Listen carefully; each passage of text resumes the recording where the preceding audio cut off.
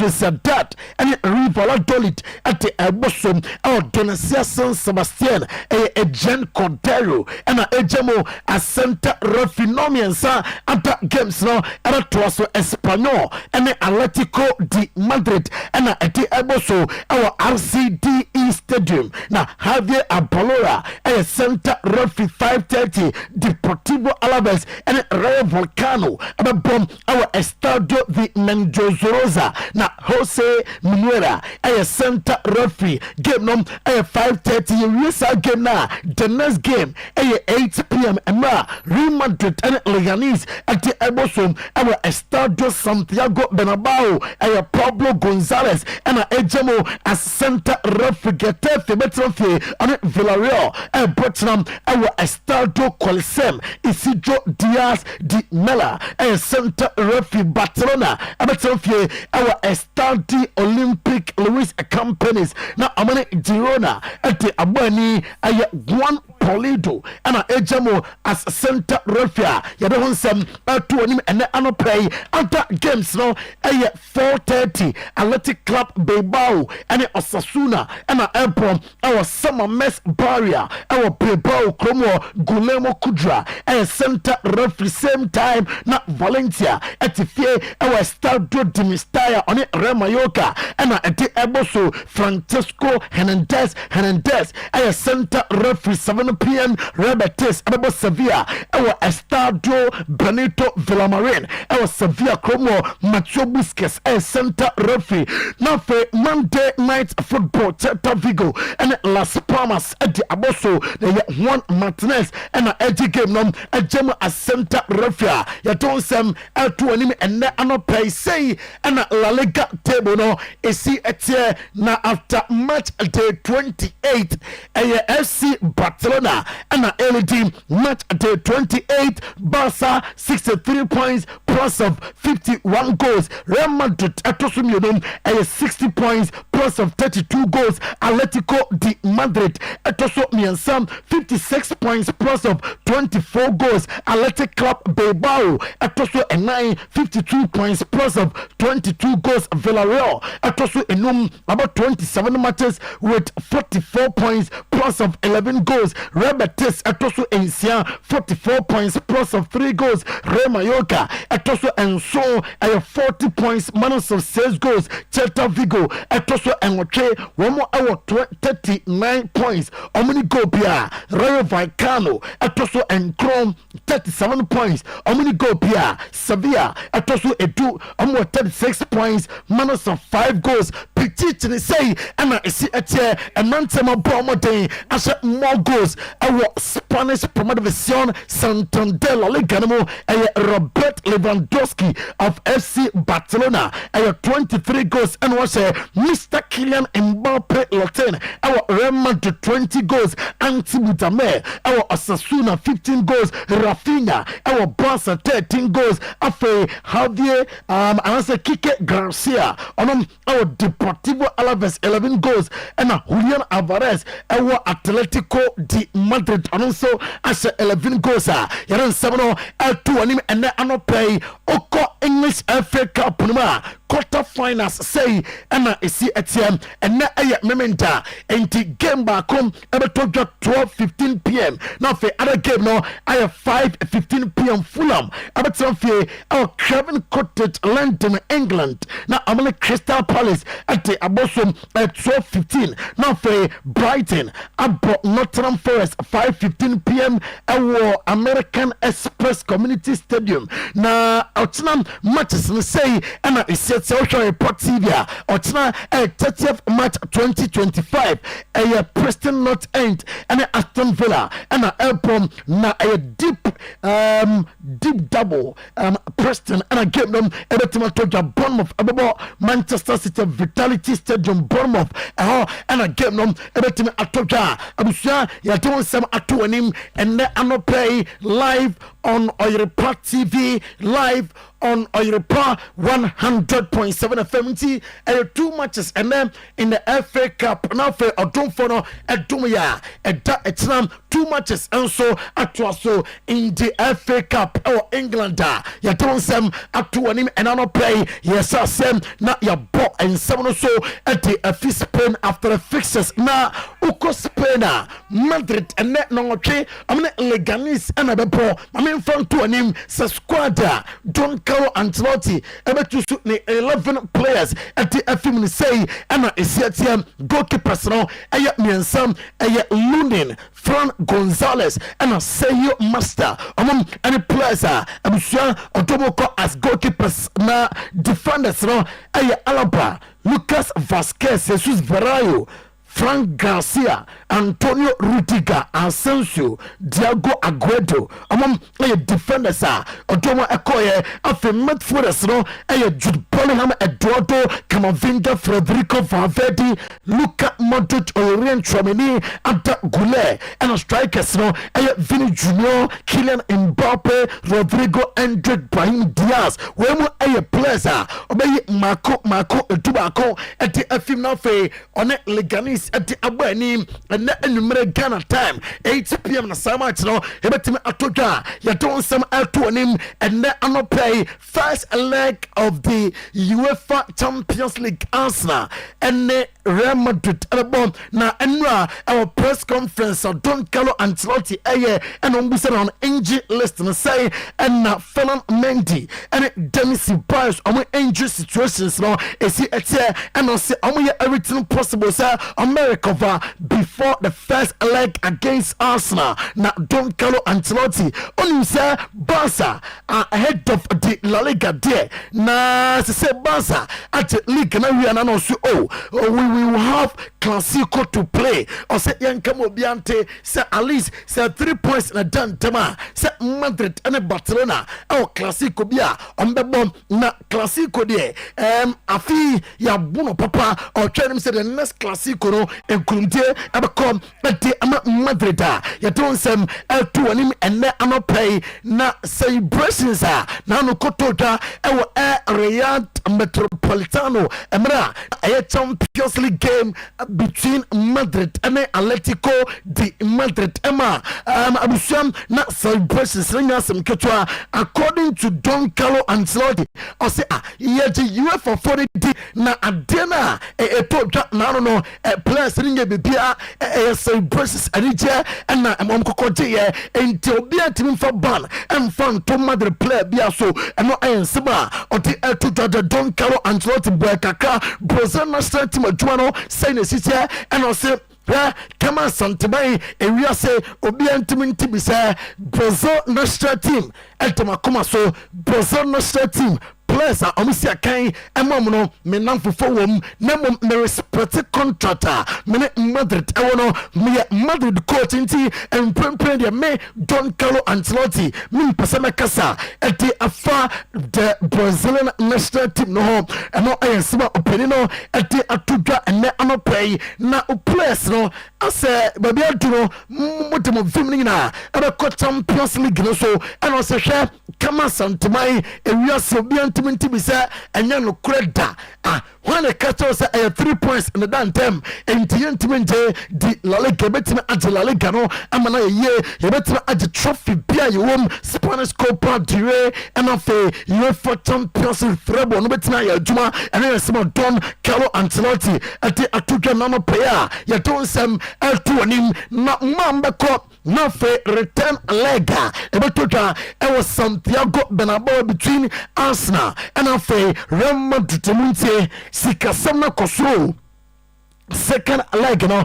a quarter finals against Arsenal na prices no a 125 euros to that of 450 euros fourth tier seat no fourth tier seat a 125 euros and after 450 euros no a side stance and no else 450 now when abaye all time omo break record no say po game na sika omo jeje elsro plano Madrid and against Arsenal in the return leg ya don sem atu anim ene anopay inigo matres nsensema ebaye se inigo matres ka o metima twibasa so ene adadonum se ye jono from the Spanish national team amfo chem se I was saying continue film for 5 days ontimi se kan emma Barcelona bobo kono na basa mpeni for se enim de yo eba ne bia ma ye nsro dena ye no ye na kwenso enti we bass ne ma yam nseso se bia boy no obenya punishment anase ye ba abati FC Barcelona points bi ene nseme furo etotwa ene anopay doni omo oni se enra me confirm am before the doctors no car e de betu just 2 to 3 weeks no ma confirm right after say game no totwa e study Luis companies omudin kuri Osasuna so se per reporter ekuta HMSA 2 to 3 weeks on to me second FC Barcelona confirmation enyaba na Barca against Girona on to me Mbobi Atletico against Barca Mbobi after Barca Rebetes Barca Dortmund Leganes Barca now for Barca Dortmund BM sa games nina on to me second emfa Barca ya don sem to anim ene anopay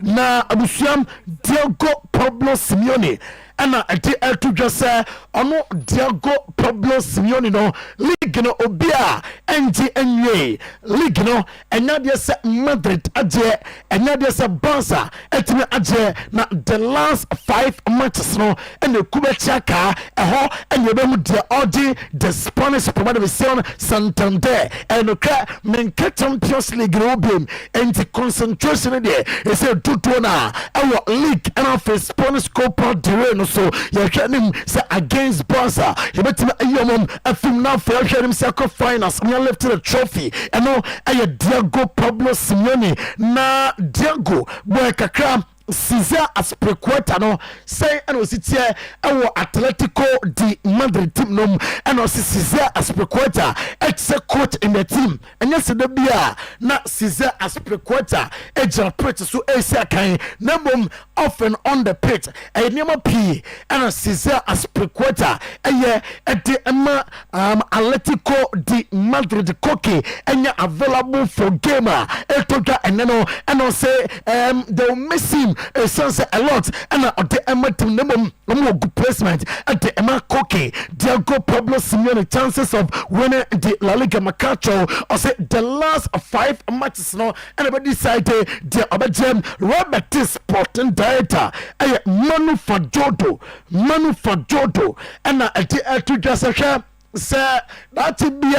On met me for Anthony as permanent player until somewhere and it's a me more the top 4 no be that is Champions League. I'm a Champions League. A bad thing. And I'm say Anthony on met me a funnel. I'm sure what Sir Luis Diaz of Liverpool, Atletico de Madrid Epeno. Over yes Barca Epeno. Now I'm pay my man set the record straight amount na Hansi Flick there. At the Acha Barca penny for Sir Luis Diaz or compared to Nico Williams and Adimola Lukmana. Mepe Adimola Lukman and answer that of a brand time no dide last season American someone confirmed Nico Williams South 2 players no me prefer more ahead of Luis Diaz and a reporter and no if Hansi Flick and Australia toja and no pay mamin fi Spain now for Yamra England you didn't come on our England ho and now bete FA Cup come on with City Shanim Sabaje the FA Cup FIFA Club World Cup Udia Masa Upress here bonus piana or the Munche Munina and by a man Wajuma and the Amon pay Oliver Glasner or your manager Emma Desires Park Amanteno that is Crystal Palace na ose Nyanku Pobua Jean Philippe Mateta quarter-finals FA Cup game against Fulham Obetima Esiakai at the Amman Crystal Palace or say medical team nom ayen wojuma e say bibia ekoye ete Emmanuel all believe say ehum bia ni ho obetimo jemo esekan ete ama Crystal Palace 90 plus additional minutes Mohamed Salah Gali and afe Virgil van Dijk and pay mame confirm emau say enkomonam eguso ekoso Liverpool mpenimfo edin komo akwanim ye pa say Mo Salah and afe Virgil van Dijk mono with experience manya ewo team num ene enyama muye ama Liverpool no yentimi njai mu ama monko enti sede tie bia ewose ye na afe Mo Salah and Virgil van Dijk VVD amutimetna etroso ye adwuma ete ematimi he makes players better Repolo and ete eto josa Bukayo Saka team bia Bukayo Saka no bon nyese bia Bukayo Saka bomo no nkwa no ho Bukayo Saka and Nikki other players no better Repolo on Bukayo Saka. Yeah, well, look, all eggs in one basket now. I heard you this morning as I drove in, and the league is over. Liverpool's won the league, but they've still got an opportunity in that Champions League. Where are you going? You got to go to Madrid. You've got to go. I'm on holiday. What? No, I've got a new job, haven't I? I've got to go visit places and do report on them. No, so they pay for all your holiday. No way. Yeah, I ain't joking. You going to Madrid away? You must be going. No. Gabby's going to Paris, isn't he? Yeah, but I reckon he'll be there. Talksport. Yeah, I reckon Talksport. So how do you know? How do you build just morale around the club? Back in training. Massive, and it makes other players on their pitch when he plays are better as well. Odegaard, he's a fantastic player, Odegaard, but he's gone through his ups and downs during this season. But when Saka's playing with him, they've got them little triangles on that right hand side, and they seem to link up well together. So he's going to improve other players as well. So it's a massive boost. He's a really good lad, and he's probably he'd get in any side in the world. Probably. Yeah, it's hard to argue with that. There's also a story on the back page of the Mail, Al. No matter what, it feels like Real Madrid in the quarter-final. I can't imagine there being retrospective banning. No chance whatsoever. On the Madrid players. Do you give Arsenal a chance? Do you know what, Al? It's an open game. Yeah. They've got to take their chances. It's very, very important. But they get a chance. It's not that they won't go there. They're the underdogs, and everybody expects Real Madrid to go forward and score goals. If they can hit and win the ball back in right areas and go through the lines quickly, they'll be at their back four. And everyone's got to play 8 or 9 out of 10 if they're going to get over 2 legs. Villa, Paris, tough. I really hope Villa can get through, but I think PSG, after beating Liverpool, good performance at Anfield. No one expects them to get through. They got the job done. You'd expect PSG to go through. Come on to me, you seems crying. I really hope Villa goes through. You said. Enti ano aye Repolo Nisama oti atuka enama pay abusua yeko pegbodola na share oy boss ema Manchester City Central for eno na edin komono busansa Rodrigo Cascante masa wo ankono wo pra na FIFA Club World Cup obetimi akosi akan ate ama Manchester City na eno se yenchem ema yenatie for ena yenahwe for entime entiase boy no or confirm kakra amam prepare amo sa amo rasino sa ambra emesi akan enfa ema City na absence no enama City awie ya bai enama City afi ase awie mutisa ambo akoni adui eno so da bi one player pedal pra untimi nkasa eyonoa ewomsa ni pra no affect team ne de namom afi na nkasa ni team ne performance as a whole na fm eno some pegbodola at atujam and anopay na on Husanov say and a defender no osi Etienne okofano by niama oye ama Manchester City asoni and I say na ramen and niama oye our person so Emma Manchester City de nani eso oyakoda and kakra the Premier League experience no ebeba o say enya easy sir first season no for bi baya 2-3 months na what adapt into the English Premier League in America and in Yama room a different Pegbodola at the atutram and na amopay na Pepe FA Cup no obete say I say no kwane and the swako and I say ononom trophy bia okomu afino na nso tuno and say abaje and FA Cup ekahumbi and yansema ne odi tuka and na amopay na Kevin De Bruyne ni situation ewo team no at say and on say ono Pegbodola de onyaya na nka Kevin De Bruyne next season kra o City team no a o second It's the club, between the club and Kevin is here. Do you expect him to stay and be part of your Club World Cup team? The club and Kevin. Which would seem a bit crazy. One thing, in the position that we are in, just concerned about the team, what's going to happen to finish the season the best as possible. The individual situation and every manager, me and the staff and backroom staff and the players, not even 1 second. So we have to everybody to think about what is the best for the club, for the team to achieve the targets that we have still ahead of us with the FA Cup, for the Premier League and the World Cup.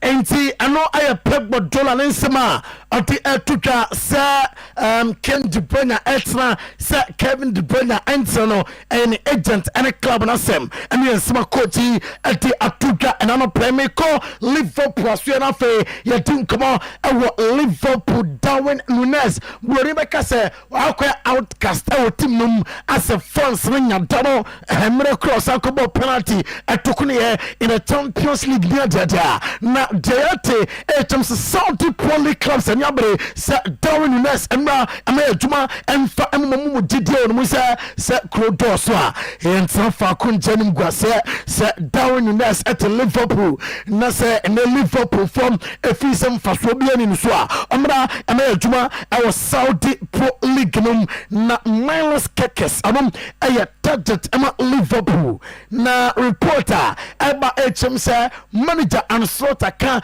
ati champion force Bournemouth akodawe oba obebua ama manfo 50 plus bia amasa selka ebo mudin ana Trent ana Simasi osomo nkofa akodanimra obetime aboa amatim no ako ati akona nima yede honsem atu wanim enano pay ose wa play the contract and seven perfect and no Trodini and ebo Mosala abaso ekwaya wafaso a handle the contract situation ewo Liverpool bobokurum Trodini presses on Mosala. Oh, absolutely. Gone out and had arguably his best season of his career. Showed again his availability. I don't really remember Mo Salah being injured ever in his time at Liverpool. He's always fit, always available. And I think, and just to caveat your question as well, I think Virgil's done exactly the same, because you don't want to sign before Mo Salah because you want to know where the ceiling is. So if Mo Salah signs, I don't know, make up a number, $500,000 a week, let's say, well, you don't want to have signed for 150 a couple of months before. You want to see where that is and try and get yourself in and around that. We've spoken about it on numerous occasions. I do believe that it's going to take them 3, maybe 4 players to replace Mohamed Salah. Goals, assists, that speed in behind. Do you get what I mean? There's a lot that you have to probably go and get to replace what he can do. I think from Liverpool's point of view, it's really poor managed, because now he's got you over a barrel. So from a Liverpool point of view, it's a poor one. But if you get the deal done, no one will care. You say that, but actually, how good a first year or so in charge will it be for the new or the refreshed hierarchy if they come in, lose Trent, but re-sign Salah, re-sign Van Dijk, win the league in the first season under Arne Slot, who they picked, by the way, and eno aya ensema oko Trodini na soya oti atuka na Mosala a surprise a community girls football club in Liverpool na one enkodaisha ye na omo kobasa enti e video no abato reportive no so eno ye Mosala and after community girls football club and yede atoso a uhwe bi e was screens no so no na se enkodane ne age amasha Mo Salah the Egyptian king and a desk screen so a uhwe bi eno no pay Marcus Rashford £450,000 Lamborghini supercar 2 months after say Manchester United Leonie left ne ban ne car waton a Lamborghini SVG na owuranom aton car no watchem say embera so se car no tumi ton na foto so edi efi ho and your reporter eno efi Marcus Rashford na so ye etoga anopay team sa wodo na edi Hugo Ketekye na chi Osakai Emma Entron Frankfurt na Diametini sa Ope Hugo Ketekye. This is utua 80 million euros and sample and amatono at the amount the likes of Arsenal and a host of other clubs are edi akudanachi Mio Arsenal so and onim say nanom and beto just Madrid etin komo akwanim ye pa Martin Zubimendi of Real Sociedad. Martin Zubimendi Emma adwuma emfa Emma Real Madrid no na eda sori no player Jayate etemsa Arsenal the mini invincible sambo romo ten amutin komo say I was Martin Zubimendi ebeja amfifio na for one amatin no etime akon arekonanim na anopai mamemfa to Gazette Central agent ne say Bonin free Premier League num premprey said Yanana Montaigne sa Roman Lazioka ebo punum enye amram amejuma emfa ematino say Jodin Sancho emfi English Premier League en premprey na Nana Montaigne Manchester United Chelsea ni issues bonibia efo Jodin Sancho ho Aston Villa mamen koma so ye Ruben Loftus-Cheek a former Chelsea player monoka say our AC Milan Demete terms are fond of Unai Emery and Unai Emery training sir Ruben Loftus-Cheek abeba juma at the good news for Chelsea and he said Nyankopon next week English Premier League no ebeti anya Cole Palmer and Nicholas Jackson omujama AC akai ama Chelsea team ninyi money sir training at Chelsea I started no 2 players he ekanwa omuni Enzo Maresca team no and a training na donsem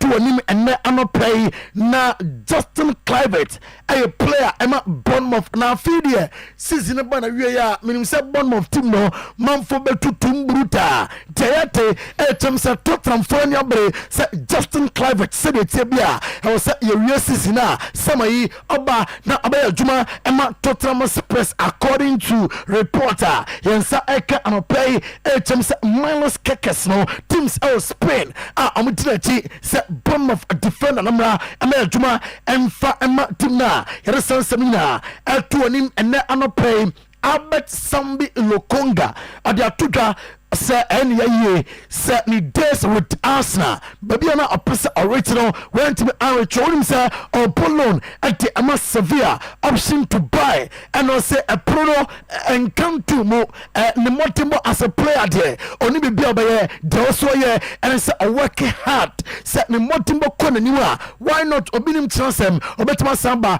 abayajuma at the Ama Arsenal team na Manchester United owner onim say interview no BBC for you Marco nam de fofraba or say Manchester United be just a CA on say Jim Ratcliffe obey the free now fe or debeka omo performing ho ebe ba control kwaya Manchester United ebe sisuno obia anybody nkakanka krebe. Well, I think we are sort of roughly where we thought we would be, but it's obviously been quite challenging because there's been a lot to do and quite a lot of issues in the club that we need to to resolve. Yeah, I mean the nature of the challenge is what we think it would be, but the scale of it probably is slightly bigger. But I mean we're sort of at the moment in the process of change because United obviously has had 12 since Sir Alex retired in 2013. The club's not performed at the level that's been expected of it, and there are reasons for that clearly. And I think unless you want that to continue, there has to be a period of change, and we're in the middle of a period of change at the moment. And that nobody likes change; it's uncomfortable, and we're in the midst of it. No, I don't think it's missed. I think it's good to have goals and objectives, and it's quite good to put a time rather than just a bland statement that at some stage we're going to win the Premier League again. I'm not Mystic Meg. I don't have a magic wand. I can't see into the future, obviously. But I think if you look at Arsenal, you look at Liverpool, you look at the period of time it took them to get the house in order and get back to winning ways. That's probably maybe slightly on the short end of the spectrum, but it's not impossible. Well, it's not. It's obviously not where we would like to be. But we are in a period of change. We haven't had much time to change the squad. We've got a new coach. He came in mid-season, and we've got a long list of injuries. If I actually look at the squad that's available, Ruben. I think he's doing a really good job. Regretted the transaction? Yeah. No, not at all. No. I think I didn't expect it to be a walk in the park. It's quite tough sometimes reading the press, obviously, but in a way, I'd rather the press had a go at me than Ruben the coach. You know, people are entitled to their opinions, and but in my view, I think we are on the trajectory that I thought we would be on. We're in a process of change at the moment. We put a new management team in place. We didn't get that all right at the beginning, obviously, but I think today we've got a very good management team in place. We're dealing with the financial issues in the club because the club has got financial issues, and we need to address those. Enti say we are Manchester United near. Now they are so team say Emma to say you about Champions League semi-final in prayer. Or sing kakra we will win the Premier League. Name only time it take Liverpool nom and Arsenal nom before Omudu Abia Amadu in prayer. After yes you know wrong kakra in forming management team. He say you good management team amo manage club ni ye come will be at club ni there ni sika samye intini na toto sika samye afa pese change the team playing body no e be na kakra coach also is doing fantastic work. He says our transition no e be the team no will be fire. Ofi say he's doing fantastic work and Ora Sir Jim Ratcliffe Ninsem on Manchester United about a tough kakra at the amount of him say Nottingham Forest and Brighton the ball the American Express Community Stadium. Now Fabian Hassler I previewed that game. Also the boys are ready for that big fixture. Louis Stang will be back. Matt Riley will be back. Hopefully there will be both options for the game. Let's wait the session today, and Tarek will be out for a longer time. So far so good. So I didn't see them, but what I heard they are quite in a good mood. Of course that small issues, especially Mitoma after his first game, but I think that they both will be fine and they both can start the game. I can feel it, yes. So even when I spent some time in my hometown walking through the city, one of the Brighton supporter called my name and said he's really looking forward towards the game. So even in my free time, he said that we have to give everything in this game. And of course you feel it, but for me it's important that we don't make it like artificial big. It's of course an important game. It's an important game like all the other games. So we say, because in all the games we can improve ourselves, and all the games we have to go to the limits, and that's what we have to do tomorrow. So I'm not trying to make it artificial big. We all know that it's a big opportunity, a big chance, but that's like all the other games as well. Mame Fiona Menko Andoni Ariola na suye oye coach bakwa no krenye one Bournemouth team na ya kono. Bournemouth team na one of the best coach clubs in the English Premier League. Na we responded to his links with Tottenham Spurs. Okoye juba ama Tottenham Spurs no krebium na no krebium wa ante na uja Bournemouth for ako yentiri semno. I want to do my job the best I can. I don't know how far we can, where we will finish. I want to do my job the best I can. And if I don't do the job very well, they will find someone else who does the job, and it's like this in every job. And I'm really happy here. And like I always tell you, no, we have a great opportunity to make the first time in the history to go to semi-finals, and it would be amazing for me personally, for the club to achieve new heights. But we know, no, that we have to be also realistic, that are better teams than us. Anthony Ariola na nije our Bournemouth team now. Oko Manchester United Australia.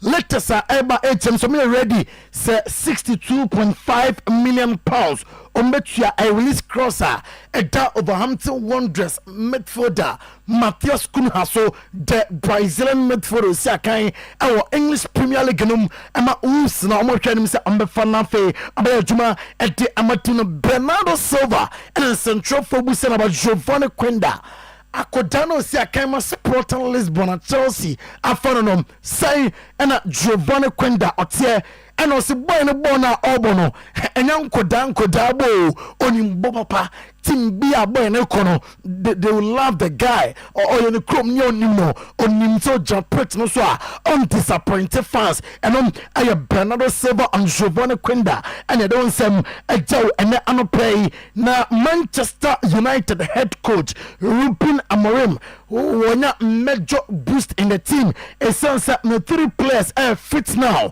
Harry Maguire, Luke Shaw and afe Lenny Yoro and etime I fit the next gamer obetime abono peso oyusu ida Luke Shaw, Lenny Yoro and I say Harry Maguire obetime ayusu mo ama omo esiakan na scout from Arsenal, scout from Tottenham Spurs and afe Aston Villa and monitor Moiskin. I'm monitoring from his progress.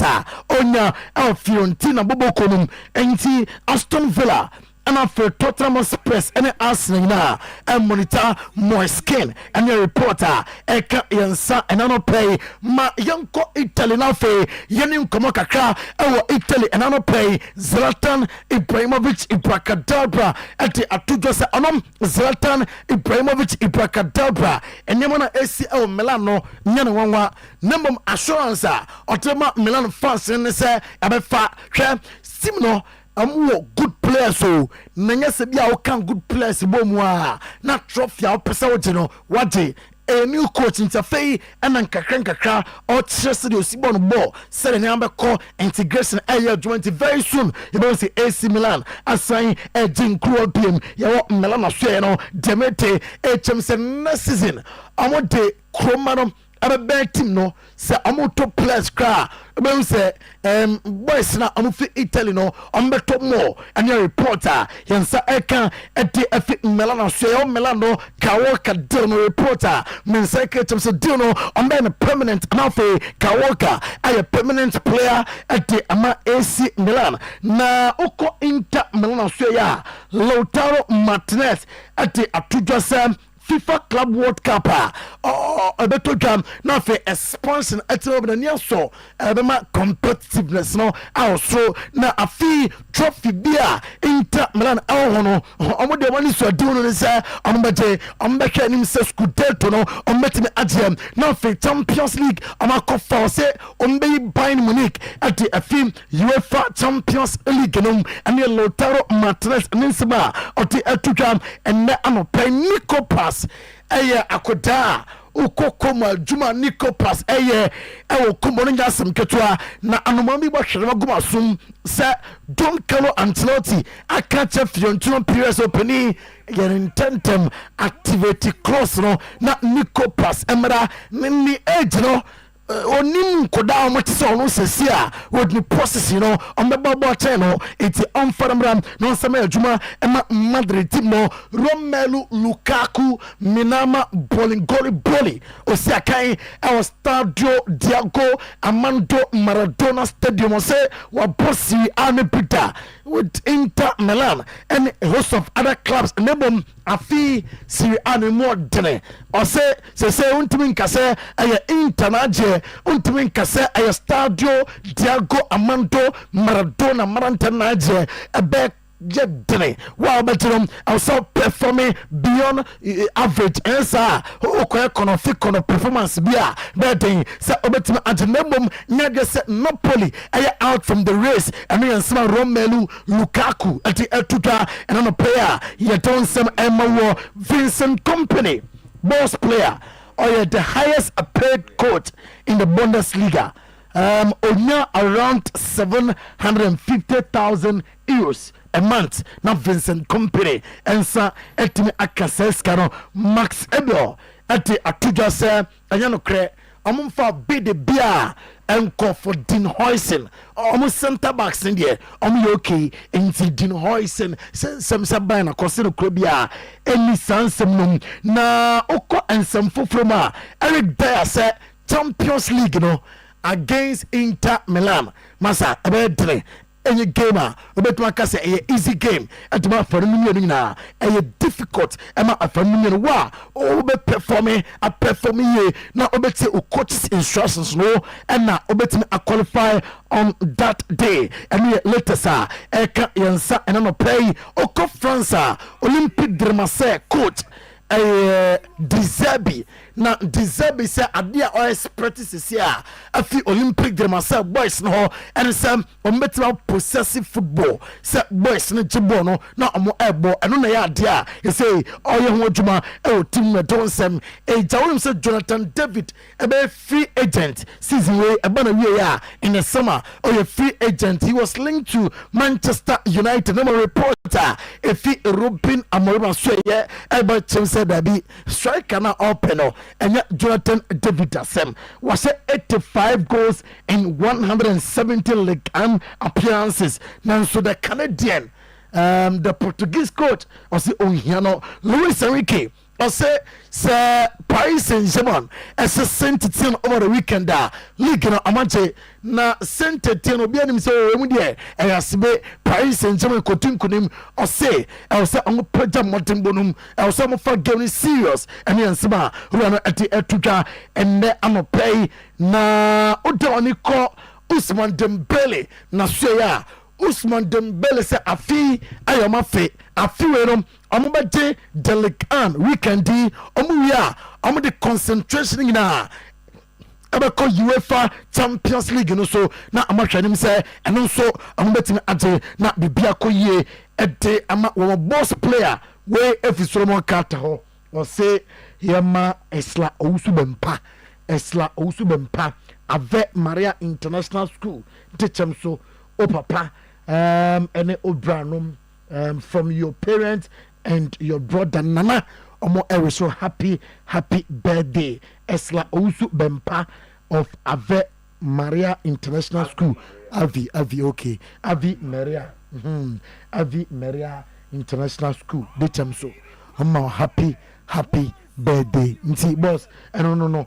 ye jina so the amount for my son something na esi hase no Real Madrid charge the highest gates ever. Ebin sida Omni Arsenal. Oh say story no Mo so yeah mo sorry muni obuo kese e ma Arsenal. Yeah na ensem say na also tumfo. The boss story be brief. We pa obuo kese say Real Madrid team no ho na Real Madrid e be see a team Oma bo Champions League final Oma de battle mami come and say o ka say na me wa na me ti wa na so sorry be he said the kind one na Real Madrid be charge the highest rate ever with the team because me as na bokota finals e say mo amuti kurum hanu muni obuo kese ma Arsenal na Real Madrid captain support the same go for no mo ba kurum hanu man there bi ma hasada Champions League there na maybe munina nti ma mema nkokrafo omonananom asofo akomfo mo Madrid omni ba be kesaboni because the Gunners are in town. Arsenal eba Madrid nti omdom sika nyina kugusu akore Arsenal. Forget about the scoreline. Scoreline they say some more the second team ground fourth tier seat omoje 125. There's 495 you know. And only side stance. I said Madrid right side stance. That out nature. On my stance be on I'm close to 500 euros. Oh wow. We are closer to the game. Because now yeah, unya stadium be na was side stance. Because Star Boy will be boss and stadium be na obi o. Side stance no. We feel comfortable. Na say we that have no my. Oh, I feel no my omo be on my side stance. Oh, there be last week. Oma Jesus ka we be. Because Bukayo Saka Momba Madrid reportedly say Nano clubs now Sika on match days. Yes, say ya wada no. Bukayo training. Eurade. Bukayo see her pa. No, na muse. All right, Baba wa and Mahuza Kito wa. And now ye praise born your phone also. Praise Namicho kind queen. Praise 5 years and ne. Praise no apani ni our annual clinic accountant ni Ebony praise and praise is 5 years. Yes, fanboy about 5 years. Wa born shirt. Come. And then sabuto a year. Sabuto and that's your referee fire Mwaponko. Yeah. And then also it's been late to rest in tea. And then it was a year your back so fufu. Okay. On just a dozen. Okay. But me make sure they be cooning in a camera. Of course. I won't hear. All right. Enti Madrid. Mpenyu for no de omumfa Arsenal match ni agoko. Eno dina. And the Emilio mo say so bani player back from Major Champions. Sir, you do Barca were not fair. Match na down. When you say president no, you didn't ban any player. Match na down. Why this game you want to ban some? Want to say yes, you match keto. As go for to Ghana. Match with any go for to Ghana ha. And the team match no. And you didn't Madrid for them no say almost charge the highest gates ever. Baba say onim say clubs say we are no open mo almost stadium no mo use no munya match day sika kese price Madrid. They don't joke with. I don't know that for oh boss my best sorry no has I don't know that for a fact. Oh when they bring us figures for last year. We can last year sika Madrid nya revenue no. As we check club ya do. Me say sansem we no yemfia no nka. Okay. Now they no TV so no be a baby. Because he said it is I know he said one of the clubs are more ticket boss or Europe here Arsenal. I think my no crown no there na your competitions and how far you go. And so can be. That's very important. Yeah. That's I say. Yeah. Say maybe part of them the size of your stadium, the tickets price, the matches you are involved in. Yeah. A whole combination. Yeah. The size of stadium is one very key. And it is a stadium which now have two. Yeah. Obviously, we see Kabeko. Say no. Scano Munyan class, Arsenal, money at the Bawan to Tumunya. Obviously, we see Kabeko. But Madrid generate a lot. Because one, they have a big stadium. Two, they have stars people. They be what it takes to sell again. Games, yeah. No share competitions. Yeah.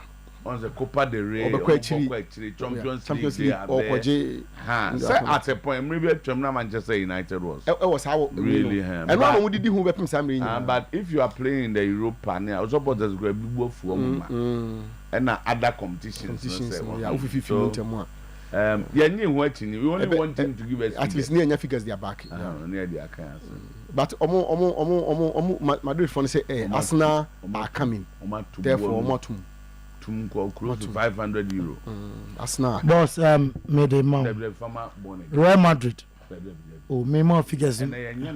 Now with the amount. So what raise the issue? For the map bomb. Now, can no so the atos. That's how for this is TV. Mate. It's on one of us and show Real Madrid. Mate. It's a born also Madrid. This year. Oh my bet. Me man last year there. 3 seasons running. Last year almost set a record. BC we are saying that. But 3 seasons running. No be ban out to 2 months over set a record. And Madrid they only share that news. Because they've been consistent in various competitions. And almost Hanson spend that play I know mama. Omo na pay a contract to so no bonanso. Now, as I bonus swing. Boss, winter transfer window play on a contract also ending of the season. Married man offer. Take the offer, let the player come. What's it, David? There be there. So about free. Not as I said about it. Me, I'm talking about Liverpool. Baba any airline na yen corner. Boss, the first time I see it, also so good to Liverpool. I didn't say no more. The more we do, no more. There's CBA or Fasca. It's with Mbappe offer 220 million pounds to Pierre Jomanje. Boss, me send the bond again. See with my word, man.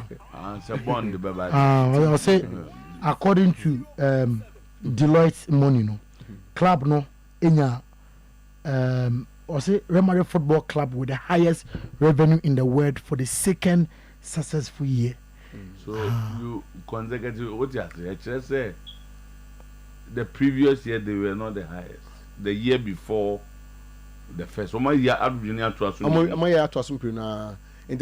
before the last two, in no, 2022 previously no, they were not. Yeah, it was some other club. Years, no. It means the sun. Yeah. Real Madrid second time on my dear twice on my dear 1-2. Said the year before was it the club ranks first with 1.0455 billion in 2025 Football Money League report. They are working. Now so where the no has them again. Oh, well, can highest revenue. I was talking about revenue. You see revenue. Revenue. Revenue. So revenue is part of match day. But when say the larger, revenue, I was talking about bigger than that. The general revenue they said no will be merchandising in our account. Players club no sources from the oh, me see me general the key sources of revenue generation for football clubs. Let me catch you. One, match day, TV rights, and no more commercial revenue, merchandising, and only advertising, paraphernalia, sponsorship, and no. How can you na boom and bear club revenue? But what's us here? I now me feel the be a man tini. Oh, can't about Bernabo. Oh, the stadium. Was I was talking about? I heard about stadium. I was talking about Sika. Stands. Side pitch stand. Side pitch stand. The coffin come away by. But in terms when the side pitch stand is what? It was then. Nana Manchester United to me challenge. A challenge. In terms of that, it has been these two clubs. Yeah. Yeah. I think Madrid and Manchester. And Madrid. Ede and they may be a beam. Then they are changing. But now visa wo ka stadium no kwa and those and common in stadium yeah what I say first no Manchester 2 no so 2 Manchester 2 no so 2 and competition abeg here go back we decided say we choose Europa and the Ketekye while the other is winning Champions League, you know. Akoko Europa, so obviously. Alaja to akwa. Oh, I'm not Diaboko. Mo da asem fa mo gura no ma dia mamu. Na say, the mo Manchester ni gansem. Oh, na say bi nsi. Okay. As a first no na clubs no mo sika pa wi asem. Manchester, Madrid. And the na competition more thing. Was an asam da 4, 5, 6. Just tell us sanity. They say there in terms of revenue generation they've taken over. But according to BBC, Madrid generated $7.8 million in ticket sales for every home match at the Bernabeu.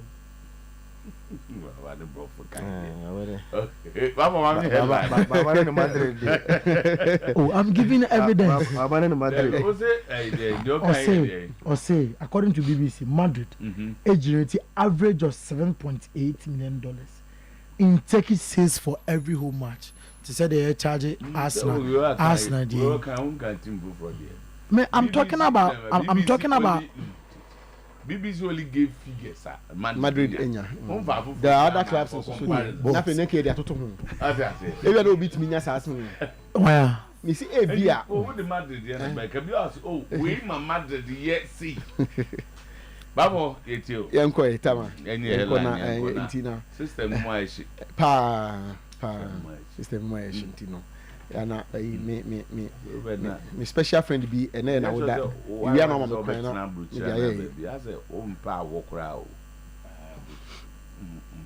Aye. Never know. Say the unyai.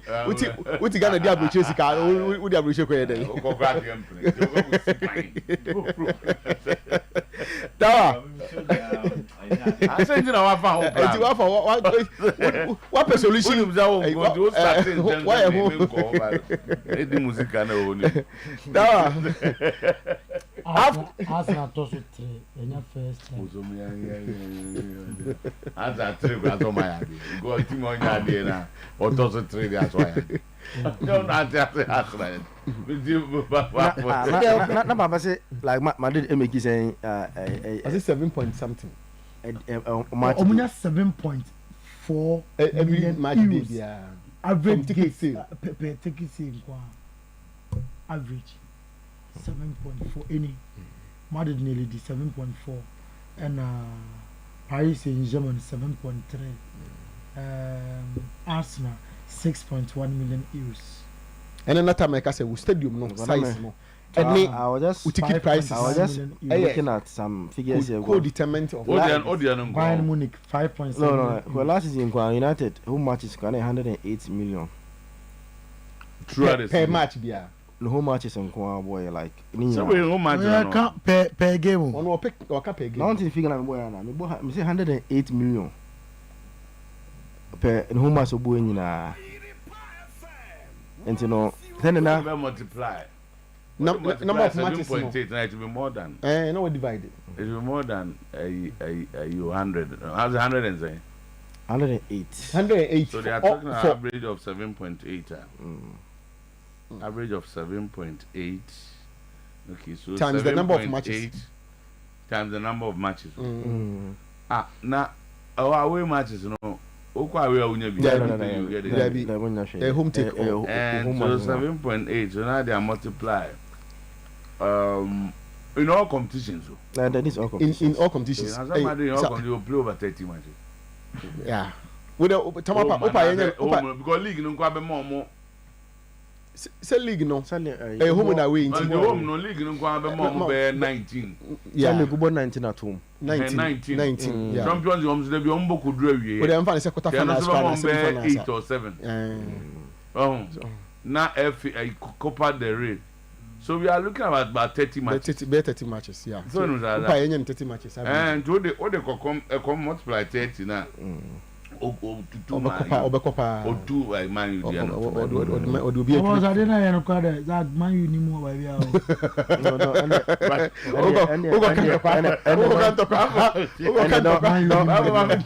Don't bring it in because stadium there. In terms of revenue generation, the bigger your stadium, the bigger. It is one of them. It is one of them because ticket prices one of them. And in terms of who kind of stadium say for example England, so Arsenal charges £2, no be £4. Say in England for example, Arsenal charges more than any other offender saying. Yeah. You know. Okay, say one of the Sir Jim Ratcliffe, one of the things that he says and say on Tiago say why should West Ham or West Ham say why should West Ham home ticket you know no boy see Manchester United location can West Ham location as you talking about on argument and say West Ham player ben or what it say like Oshomo in terms of players that are in London. London as him. London as him. Tama. Now no London. Liverpool supporters trust. But Manchester they and almost sending message. Almost the message ba say. Almost ko champagne for so almost to ticket almost ntiase. So the way Arsenal for mo ye cry the supporters trust doesn't speak. No they speak. Obi enu a ye tun ticket mo I'm saying that Arsenal last year the point I'm making because they don't speak I mean that Arsenal for two ticket Arsenal last but Liverpool which is one more key point you cannot take it out especially in the United Kingdom. Baby, I would so to determine the cost of your activity. And you must say down our higher. I don't know much.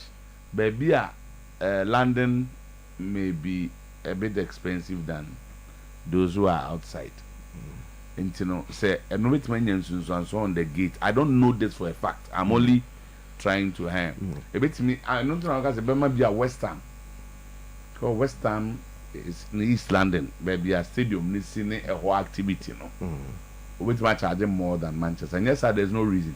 Because who's Manchester Russia over the years, how they've run the club, I am more of charity. They say, "Okay, no be bria. We here on the team no more financially. We are finance person. I want to ask why they do that. Charity, yes, a lot of things that see how they can be a mutual tribute. And the Baba boy we be a bit my idea. The one to charge highest rates. Ticket prices England. Okay. Now I say trend no echo follow partner. Then your charity argument will be question. The Liverpool so to say 6. Almost so They one the Manchester 12-6. And yet make a UK. We nina scout revenue nina. They would say yes still movie take it no. Yes still on ticketing. Yes still revenue. Manchester will come first of the year. Don't bring revenue. Nobody in terms of England. Nobody. Revenue generation the Manchester.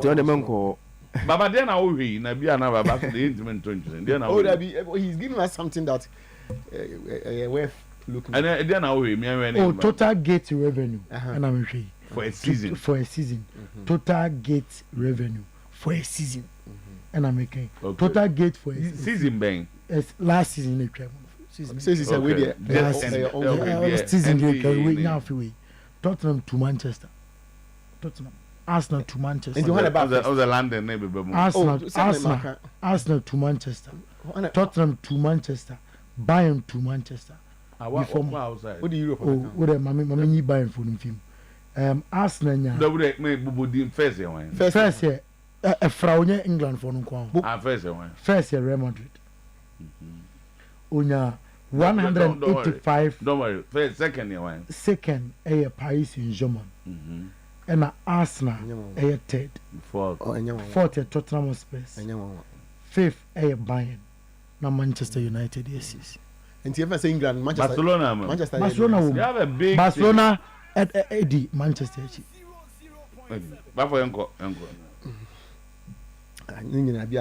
That's so very. And normal factors no do one better to be more than no. I think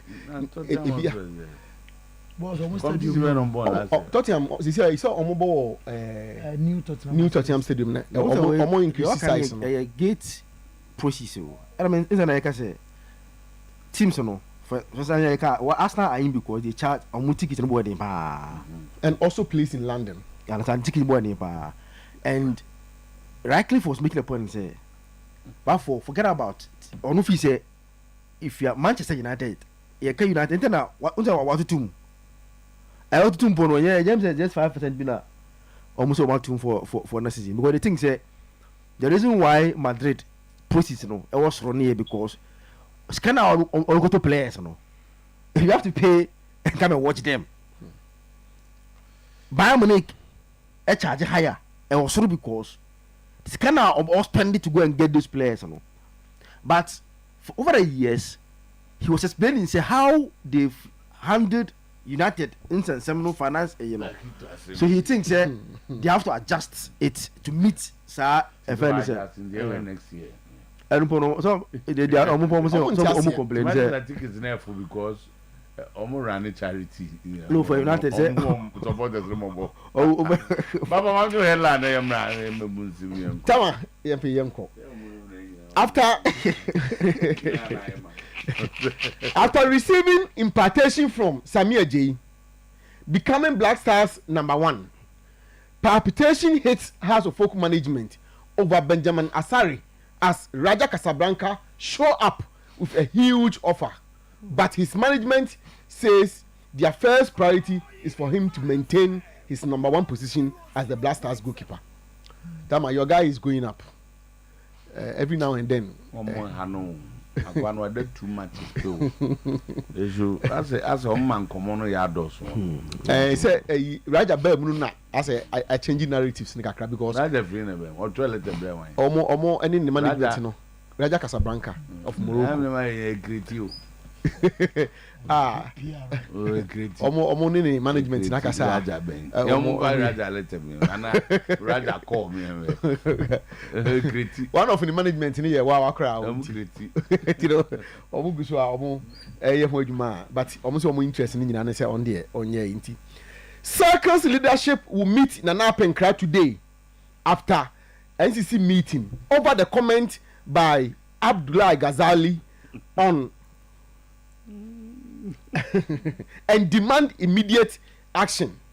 We can't sit down for the club's name to be dragged into the mud this way. Demand immediate action from where? From a Nana Penkra so onye bibi. Na coach no on road well, enti enombe shia enombe meeting o menhia mo pon a ya meeting na omo ne na akasa say I say narratives no basake media space ni or other places no one that omo say hakoto club any ade yeah nti no that means it's also the club's position. Yes. Oh now nti like to no lawyer no that's the club's position. And they claim they have evidence. Free lawyer now. They say journalist or investigation. Report we see. You see, you will not say that is 100%, but at least that is the position of the lawyer and the club. Now, Obed, since the guy made those comments, have you seen the club dissociating themselves or something? Yeah. The issue starts from alone. The decision from Kotoko not to pursue the issue, no. Ebetiama nipa na efa na also relax. Because I'm saying that when Obed makes a comment in the name of Oyerepa, yes, if you say immediately, you be train on some Obed kind, so normally, a institution be train ho ebra asama ba ho. Asama akọ GFA. Na akọ GFA. Akọ GFA. Asama ba ho. Ama Gazali respond you. Ya charge Gazali. Yes. Ba asem be ba ho ebra akotoko. Eni be bre asem no. En na asem be ba. After the meeting. Asem ba ho. The asem ho. Asem ho. Asem bi asem ho. Enkofo no. Because even claim to have evidence. Eno wo ho. Almost almost send the response no Kotoko take Gazali on my club ni feel relaxed with regards to the issue taking on says asem ne be ba ho pa free Kotoko one year kan one asem if asem they see a different issue altogether. No Kotoko bebem no there, that is not where they can decide on betima be man no, but I'm saying that the club baseke omo position and about Gazali communicating yeah. That's a class. Tino Kotoko bibi a omo nya ntemti ene meeting no bi omo wi a tama. No one at Young Apostles has spoken to anybody at Basake. I challenge the lawyer, if indeed he's a lawyer, to come out and say it. Young Apostles president tama yakoho akubi sem kakra na nipa ene ne kasa no o panyini pa wo Young Apostle o se ono de oni obia Obasake nkasa na onyi ni se ne nkofo no a wo honom bia so ene fencing Basake fo akasa nti Basake fo efese o manya o masem a o de se Basake fo ka o masem de o de o ntimi nka bi o ntimi nka se Kotoko no o ai bibia na so Kotoko no nya bibia de o ntimi nka bi na emom o Young Apostle de o ne Kotoko ma che no o ma ba wie asem bia nsi obi akọ ne ba bi o ne Basake nka bibia amfa Kotoko ho se o ne ko ka kire Kotoko Basake fo se mo hwem hu ye ne nkofo no ba ne nkom di bedi yen bu se o mo nkrofo ni nyina nipa na menene kasa ndi o kire say he has spoken to everybody because some see here no o say sa issue we particularly this house there I'm say ayi shelum the bagan say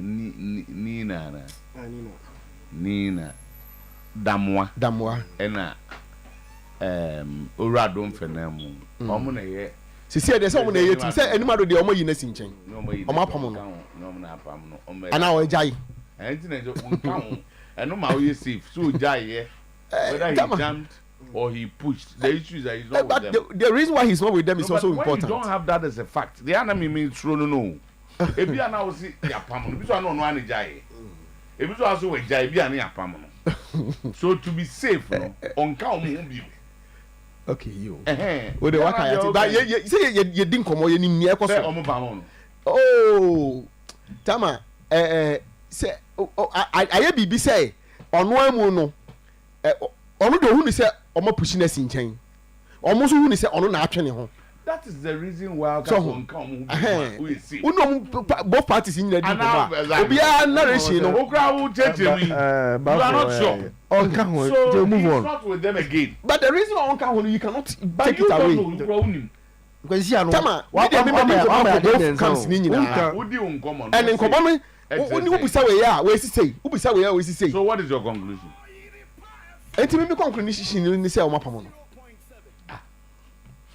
Also require investigation almost on pam also to also mapam say metie hetia na ho na ka so mapam ebi wo mu sa tama o ma yina sinchen and so we be sinchen is not with the team now omo running team no de omni basaka ni nkomo that is say na maybe America no de maybe amekuti nkomo ni de ogo bi di nkomo na bi team ya the headlines that to basaka release no mo de omo response according to Zaki Tone response no mo interaction no mo say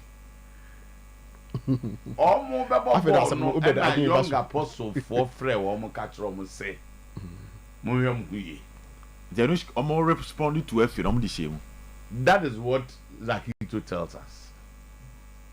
And I'm that and no and a young apostle for say omo dey as far as they are concerned omo can be in chre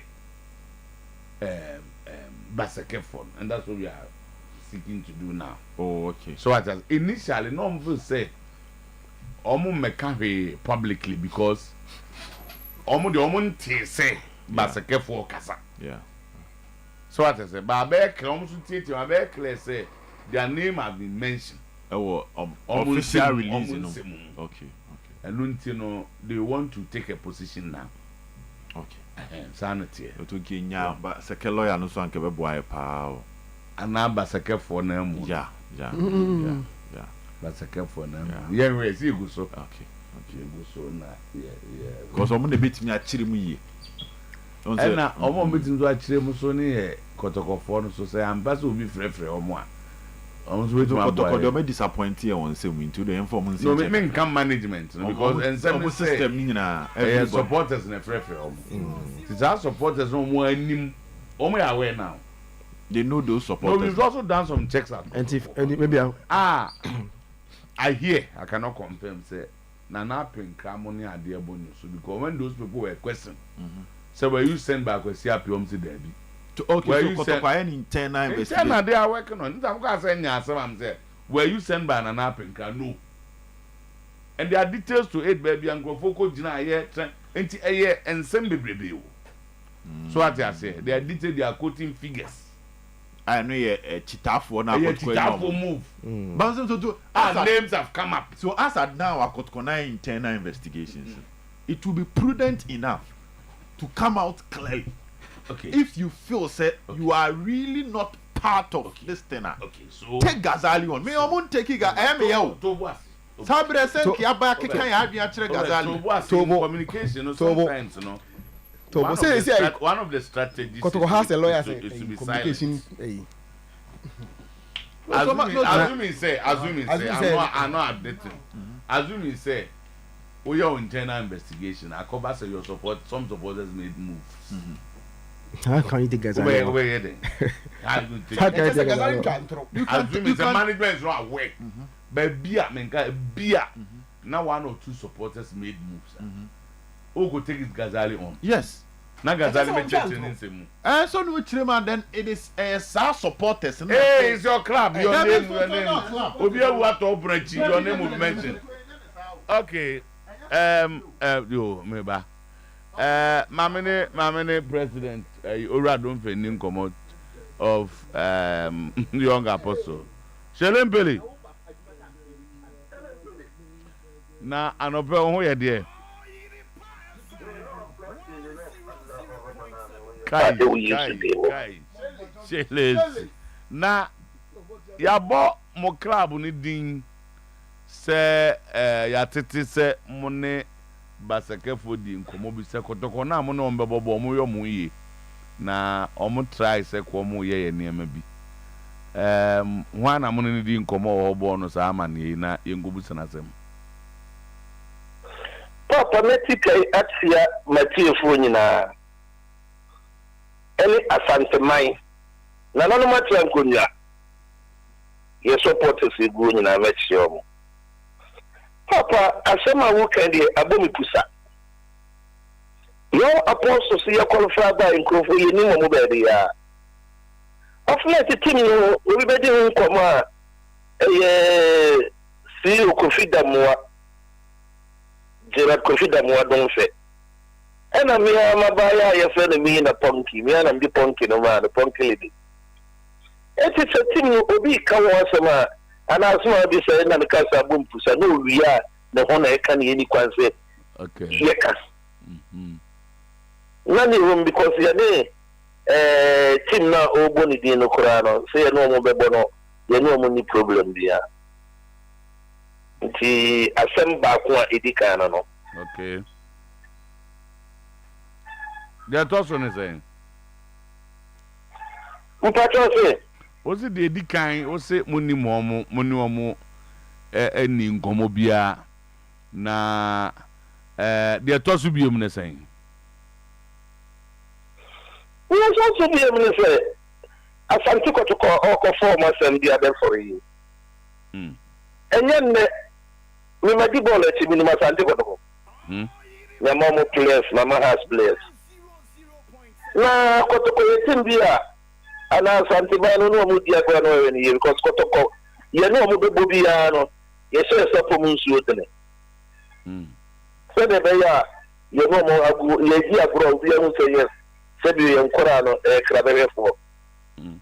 They share with the other in Kazambia because Kotokotiwe made it a boom for Abramo.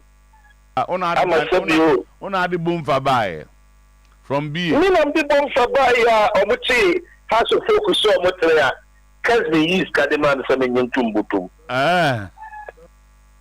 Douglas and Kuma and a boy 11. Nana India and a boy 10. Okay. Then a ball for the ball 9. Huh? Come the dodge in the ball 8. All right. 3. No, Yamu ball 7. Yamua. And a Tomoka to also on PLC. That's a last one I friend done upon 64 battalion on last Catanon or Hasuku. None you no. Okay. Until Uno Bia and Monaco to cover bow, you know, when you know.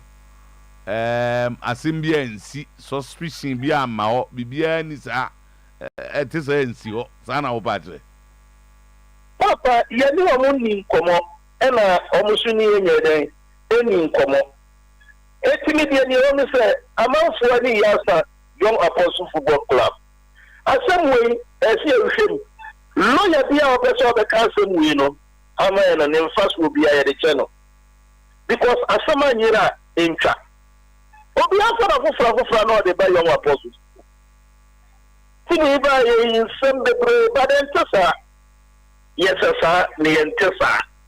Enti sama ye koso no. Ye pesi ye twa de pen. Ye ni mo ba bia. Obi su no ma ko din komodi ya mi nim sa ni pakoro no. Okay. Because a chief supporter sabi ye fa no Alhaji Kusi. Bra abo mane na sefo. Bi pia ni wa Ombe no timi mo mon kan kire me. Ti support ana de say. Na ni koto.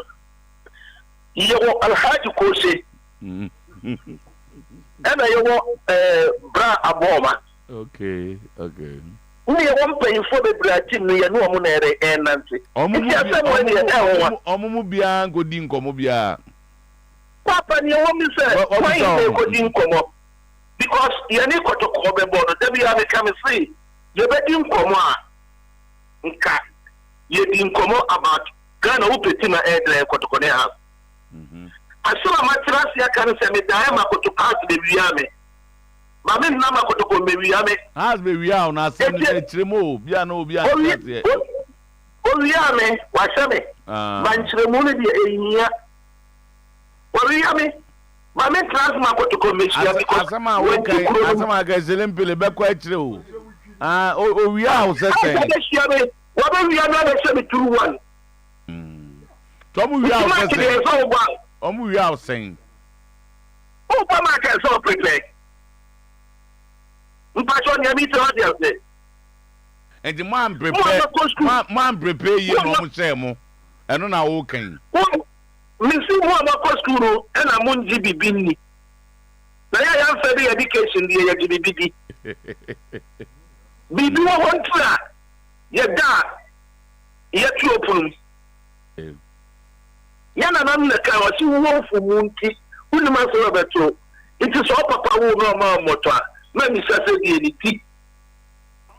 The beer now could see Uncle Ebo, any day you were free. Matthias. You know that the Botoya, now let me a character even. Bona Yabba Veteran, Kuru Kurano, among who you your supporters know who you play.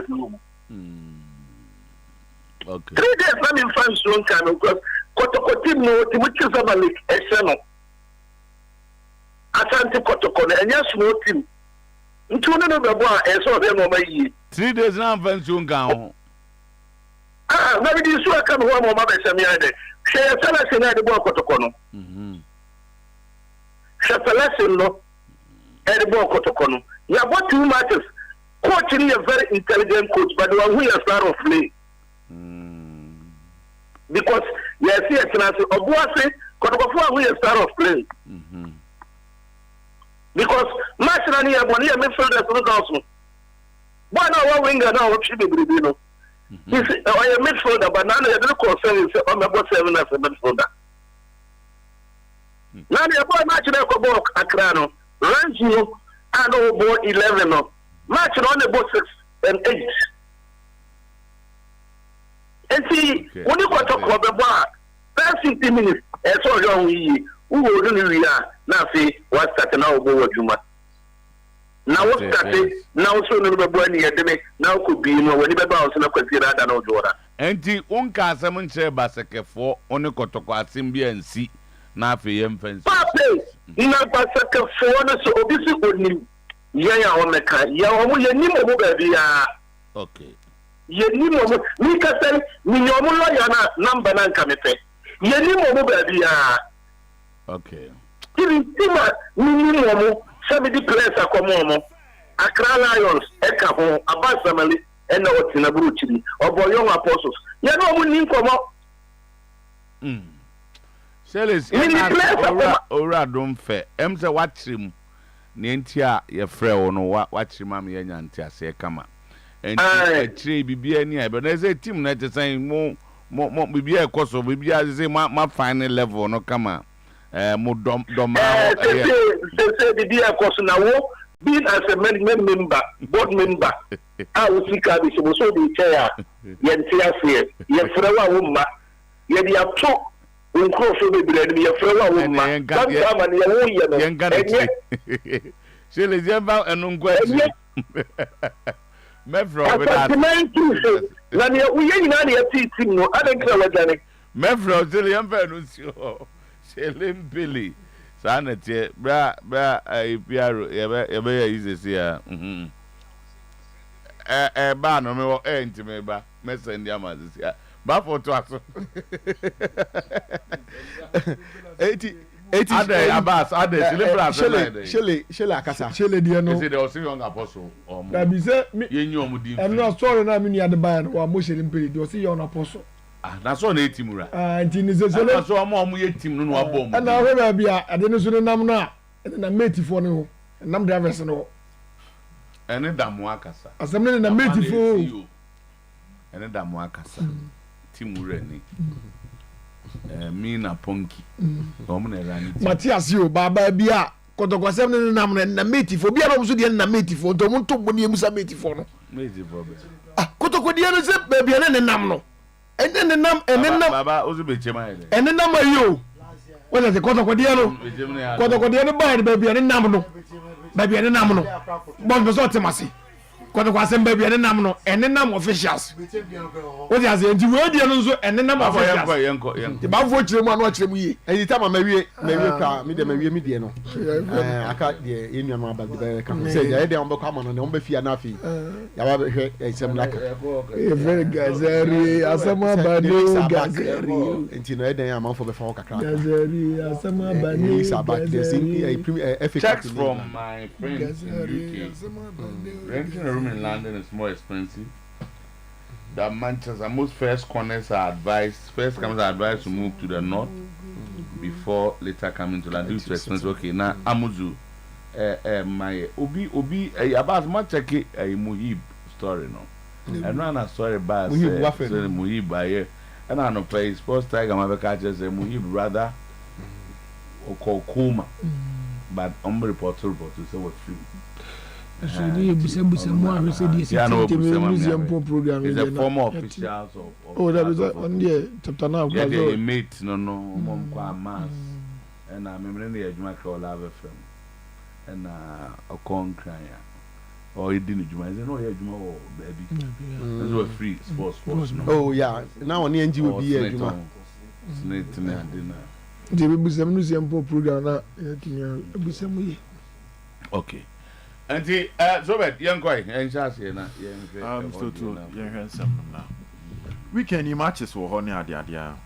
Say competitions ni gusu course or major ones. Oba Italy. To Thiago Moore Towns is here, Jana Quine. I got 2 and I'll take you over. Now, I host 7 years, on any classmate, a friend and do pelo. To modern more boy. It was school, no, or mentioning her down a D on the field of play. It's a bond where I make graphics in the back one. It's something I had so much belief in them. This was in 2020. I'm to Tom Cotromo UEFA exam said John UEFA badges. Now, it was Italy on the open crew back who produce talent by between him say in terms of managers. Italy for Kampa. Now, Pilo Eddie second.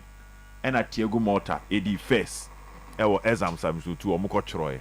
Surprisingly, Omunyina free or now coach's exams, no? Yeah, is it a research? I say you I think you bring a topic, an area, and try to research on the new interpretation and even how to style of play or practicals or theories. It's baby omoyebi. Omoyebi to omoyebi. The coach was almost 4-5 na so to ewie no. Pilo need Mortar the defense. Our class no. Okay. Me to nya 108 over 10 10. Otu na say moto o share o lusu just na never mu nyina say UEFA badge no to. Enti obi kwa treasure so to no nya 108 over 1010. Wow. So 2 penalty 108 over 110. That was Thiago Motta. 108 over 110. 110. 110 they will fail you. 108 over 110. Over 110, sorry. Over 110. Yes, 2 pe. That's the difference. And a pillow nya 107. You two out of a year 110.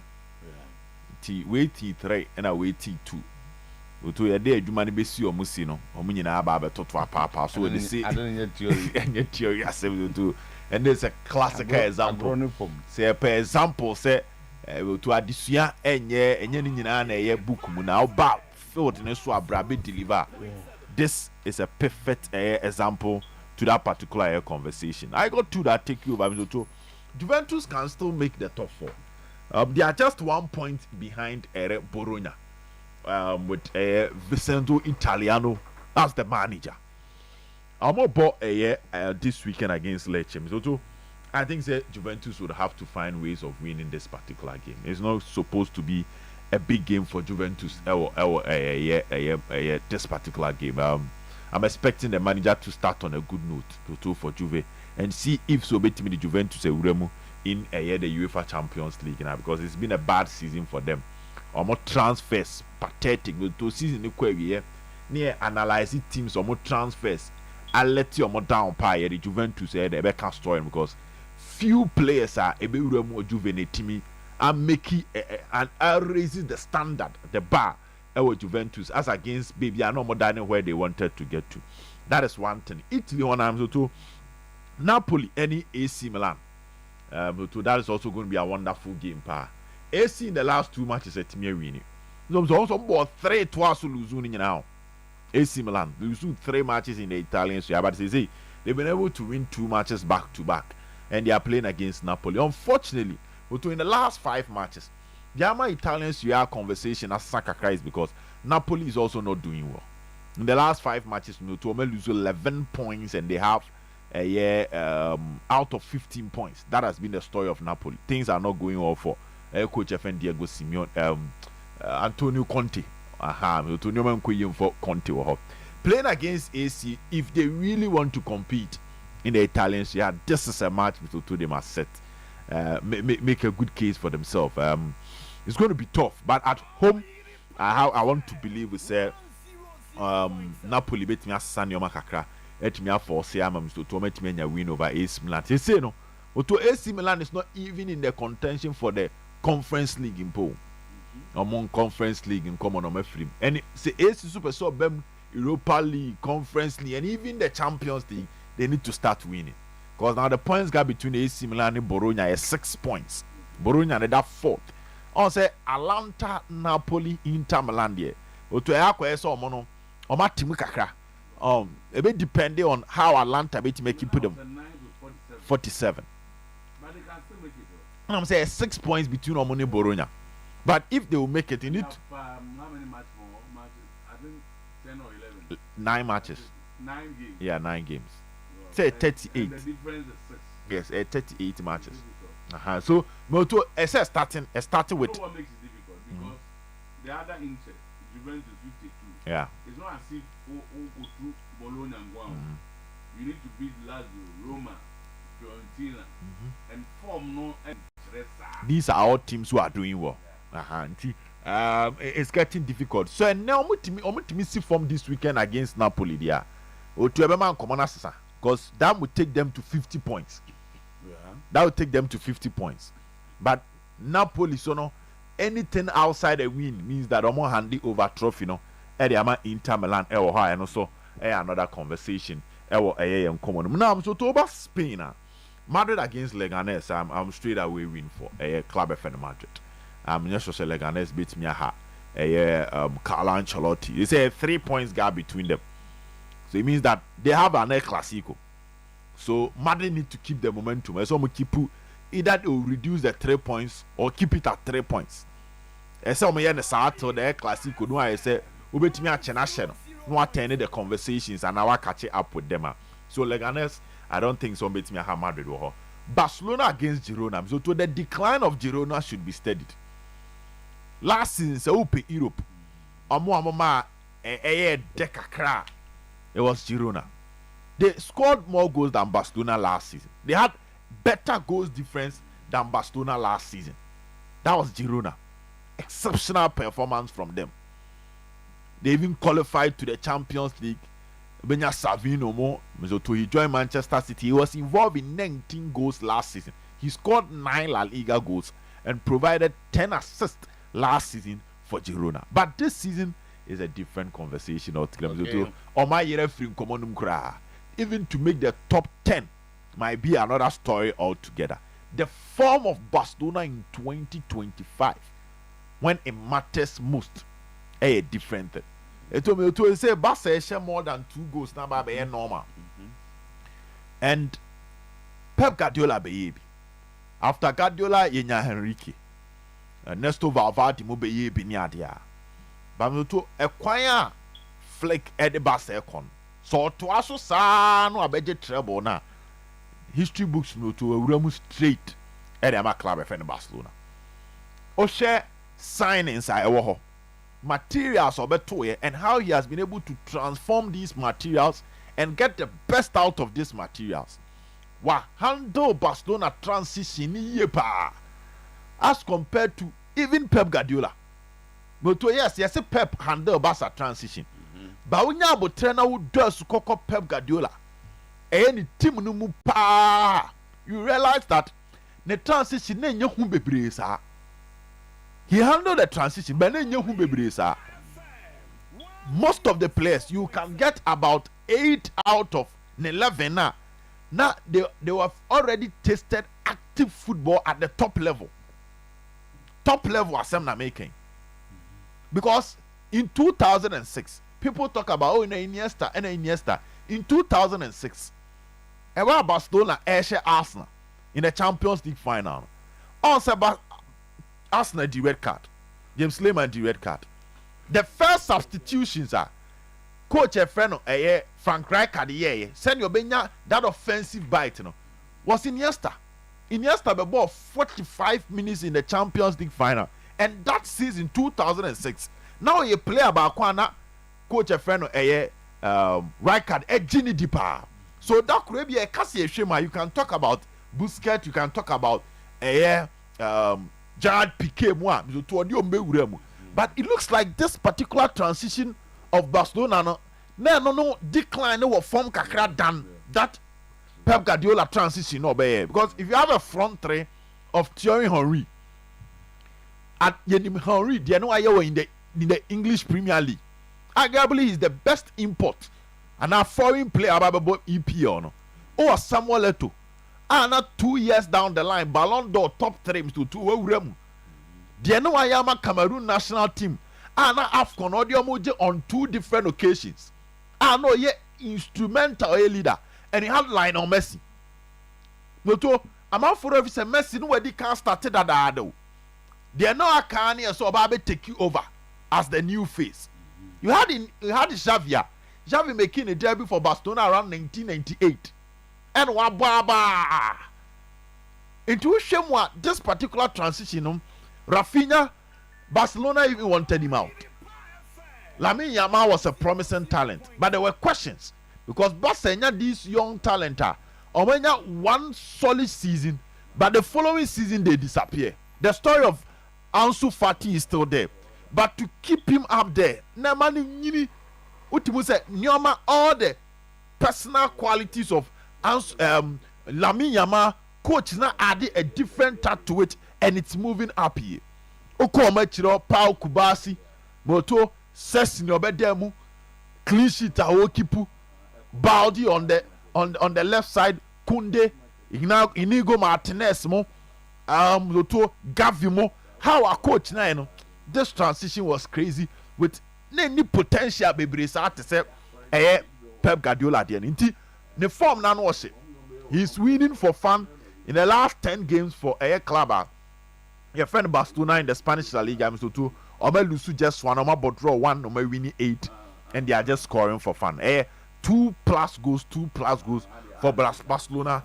And to playing against Girona there, I think it's going to be tradition continuous. Omochi form so. The FA Cup Vitality Stadium. I have a feeling I would like to trust Bournemouth. Boy against Manchester City. I want to trust them. City born no more born in encouraging. How they know form and they say fear factor not drop it. Above from pie who are Obini City beba first no Suro City no. Utbo say above from pie ama Obiani City beba or this self-belief I can play with them. To another twist and turn in the FA Cup, I have Monday a better national. Maybe a City for 2. FA Cup, no one know they say. Man, you.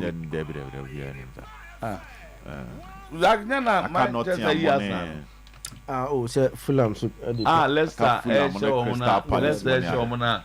Referee 9, you know. Say FA Cup, no. These are Fulham. Referee 9 penalty. Fulham the penalty say United for. Yeah. Wow. Oto, I ask Monday a better national City. City no one. Bomo. Away. Omompino. Bomb of something. They don't know bomb of something. So, Omola super. Omompino. Experience. A quarter final. I know so much league in the 2. And I'm a quarter final of an FA Cup. You need some experience. Okay. The story. And I come in City, Liverpool are out. Crystal Palace. Brighton. Fulham or Nottingham Forest. There are you for no one Inform for no. Inform for you go. Okay. All right, Zach. Yeah, and Rana, means your own story officially. We for no, was a suit of confirm and say my complaint officially yes on Inigo Martinez. Yes. So what kind FIFA regulation on status and transfer of player? FIFA say player ko national team na eye pra no the free pra no or the cool fear. And you can see kind like from the last day now national team in match on. So counting 7 days. Within that time won't be see kind and from the club. Say pra one there. It should be after and sign over ball. Until on the 17th of March. And Spanish Royal Football Federation announced was say Oma Inigo Martinez from national team due to medical reasons a pra and he was free national team no more. And now based on the regulations no na oni hu kwanya say we see akan. This is what Osasuna are complaining and some file protest on it here and if ampa the Barca fan guilty say assignment no credit then they lose that points to Osasuna. It's protest in the Ghana nko will be a protest no and yen hwe de we don't some got trigger. Yeah. Also we almost test him ran yeah na. Yeah. And no they did yeah na say obi atete obi a mistake into obi. It's ebe the boss publish asem no. Go for bra mo dey different. The boss run go for you. The boss say yen had the end there. We there they are testing the law. They observe the FIFA be. Yeah. And a hono so no create Trudeau na UEFA was the FIFA the beba. The bazona FIFA state. Osasuna had the end there. You ever heard the case no ko enanim. Yeah be. Yeah be yeah tia nanim ni adwene league no. Yeah dey bu asem no. Sa dey kura ye ko 3 points na enko affect. E mo bi ngore mo bi nya advantage. Sa na me ba yeah dey ana and the Dawson. We just do the interpretation. Really, throw the ebra. Yeah. Oh, yeah. No, Madrid. Madrid. A ball Copa del Rey. On television 4 or so team the boy. Oh yeah, no. I say oh you qualify player. And he ma do free man team no qualify. And see omode some man no say they will apply the law. That is one thing, you know. Let's wait and see the decision now. Royal Spanish Football Federation in Baba on Inigo Martinez and Osasuna because a very interesting part if your team points at this stage because she will be a Barca Egina anyhow my friend is saying points build up on it here now. I think say it's very interesting say your 2 points is here. It gives a friend saying Real Madrid advantage in terms of league, you know, any the before league games. Oh, Mr. Two, if you look at the friend saying Italian Serie A now it's very very clear. Say the 30 race, you know, between Inter Milan, Napoli.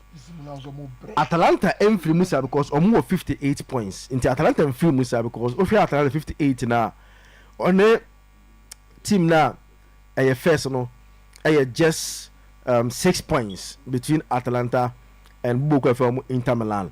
Into Atalanta free Musa.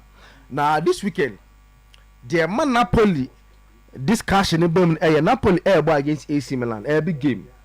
Forget about the AC Milan form na say enye. Napoli are also not in good form. So to watch Napoli team now. Say since Kvaratskhelia every Napoli call Bobo Ko Paris Saint-Germain. Napoli ni mono no they lack creativity. Ofu na so too. One player obesi the name of Oyerepa David Neres, former Ajax player no. Other name Napoli creativity and also Akupra. And to watch David Neres in their last games of Mabwa Omunya results in their last 5 games, we winning one in Neres Ipra. In time I'm on Kvaratskhelia no. one player who was giving Napoli creativity on not even no creativity be Napoli was David Neres so to Onusa Kopra and to share Napoli attack now one thing that is sure so mo like no omo like creativity and any one of no Behu Lukaku mo Politano Money these are players that really idea you can't depend on them and Napoli are struggling in recent games, because money more on the firepower on form. Quascalia anywhere. Never the rest now no more side and so no. Onusa Kopra. Against AC Milan. First leg, no question Milan 2-0 or San Siro. I remember that game very Quascalia was one of the good scorers. First half on 2-9 at the point. This will be a different game because Napoli are not in a good form. Caution Napoli I'm so too. In their last 7 games, we win 1 game per. Omabo draw emu 5 and omo lose wako pe. It's a draw na draws into league table no pa. But for Napoli's inconsistency, come on, dada. Because last 7 games they do win just 1 game. Omabo draw 5. And some games now omo no emu miensa na at home. Omo 3 games at home omo win just 1. And 4 games away and so Omabo draw 4. So it tells you how Omo form net here recently. And I'm AC Milan conversation ebem. And so dia like Milan so are not in a very good even though Omo win Omo last 2 games, but you ask yourself say against which opponent? Na against Lecce and Como. Eti yes Milan have won their last 2 games, but na opposition na. But I say yes it's when they win against Como ne Lecce. And normal you have to win those games. It's how the game will end up at Maradona. But I think say even though Napoli are not performing, but at home there I don't see Milan winning there. And at West Craft for Napoli at home, no, a double chance, win or draw for Napoli. Our side game, no. Atlanta Echo Fiorentina and usually table now. Fiorentina all 48 points. Atlanta all 58 points. It's the dynamics are very interesting. The amount of money now, no, ni say, omo ye na Inter no, the first or go home again Udini. Eti say so features Napoli ebo AC Milan big game. Fiorentina ebo Atlanta big game. It was omo edi but Udini want is a big game. It's a big game, but because Inter ni ebo fear no. A certain advantage kakra. Because at San Siro hodie at least even though some okay say it's a big game because teams now quite Napoli points no even ka 1-1 bi Maradona no so on a very good day udini eleka be 7 points no ko ofanya hweba obese no ko say na mko say Napoli dey no it no a big game as you are saying, but at home there you expect Inter Milan to win that game and stretch the lead because teams now mudo mechi no some big games that bet me ako anyway. I wouldn't be surprised say this weekend Milan be extend omo lead no top because Napoli e be abohun akobodo against Milan but one Atlanta no akolu so against Fiorentina because Fiorentina at home this season omo actually said they are very boogie side for all the big teams, you know, especially with their informed striker Moiskin. This Arsenal munya no and na mechiri onte Moiskin discussion no. Hey, form Moiskin. Form na Moiskin one day. Because Arsenal there next year we be have papa Moiskin form the day. Was 15 goals so far in the Italian Serie A. Now no national team. So we Germany. Or to 20 no basa. It was surprised Arsenal the Arsenal they say they want more skin next year. Na abeje league no dey we go from Arsenal to you share the before so about you me na mama ba sa say nam say oh on sempa go say fa haso say haso kwa wodi aka say baso na no say su na case ni bi su Ghana. Ah, okay. Obviously, so obi akona site mamba asema ba ho dabi obi ade ne de koefe obi asem ku but federation obi ade na asema komana So me no credit. Said the we with no can you so busa mu according to information yamanya na isi ase operation and a bam operation e chi no na me kuma no atimi abam na no by information ase atisi ya no say won free mu but still ano oda so kuma aye nyina no ye bompa yo say de be ya we amode be back na watimi abeka yo tie nyina mfampa ye ntana chi na nneɛma ntimi nkɔso yie ɛma no hospital nti mu ibudie no ebusa mu saa ne tie if you want ma yɛba house folk camp the house folk nyame adom nneɛma ɛkɔso yie ma yɛ kakra kyɛ last year no but nneɛma a yɛpɛ no na sɛ fight relegation yes na nsɛm bebree but this year no deɛ wotumi sɛ ɛyɛ kyɛ last year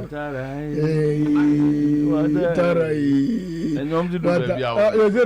watara yɛde ɛyɛ aka no ho ntiɛ yɛde gazari akɔka no ho yɛama no gazari akasa ntiɛ afei ne yɛ introduce gazari ama watara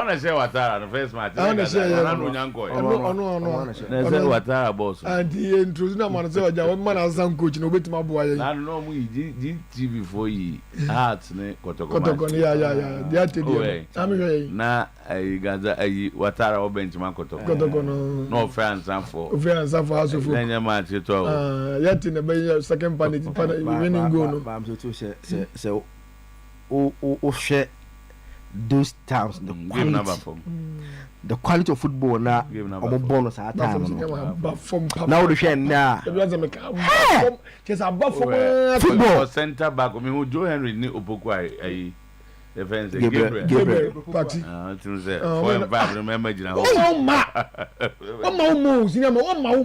oh what a football and the Bronis we hear what dey free me perform pass they perform for pass say there be Broni when South Africa is strength your physique or kill African football na Africa for be defense and or kill it by all means African football because on beto your hand your strength and your physique na le okay you want the table for baby so be cinema baby and what dey the Broni team be ni cinema when you part the Broni team be Van Dijk mu jina homo nya omo mbo boxing wa broche no blacks yes saying and am yes saying we check boxing me no come boxing okay Matewase ba Broni ne say ye wo abibifo so abrochire o yes omo no for mo abibifo okay ntie di physique ti no be fine na no slaves no mu engineers East Europeans no hold them East Europeans no hold them Serbia for Serbia Barcelona mun tu yen Russia Serbia mun tu yen sa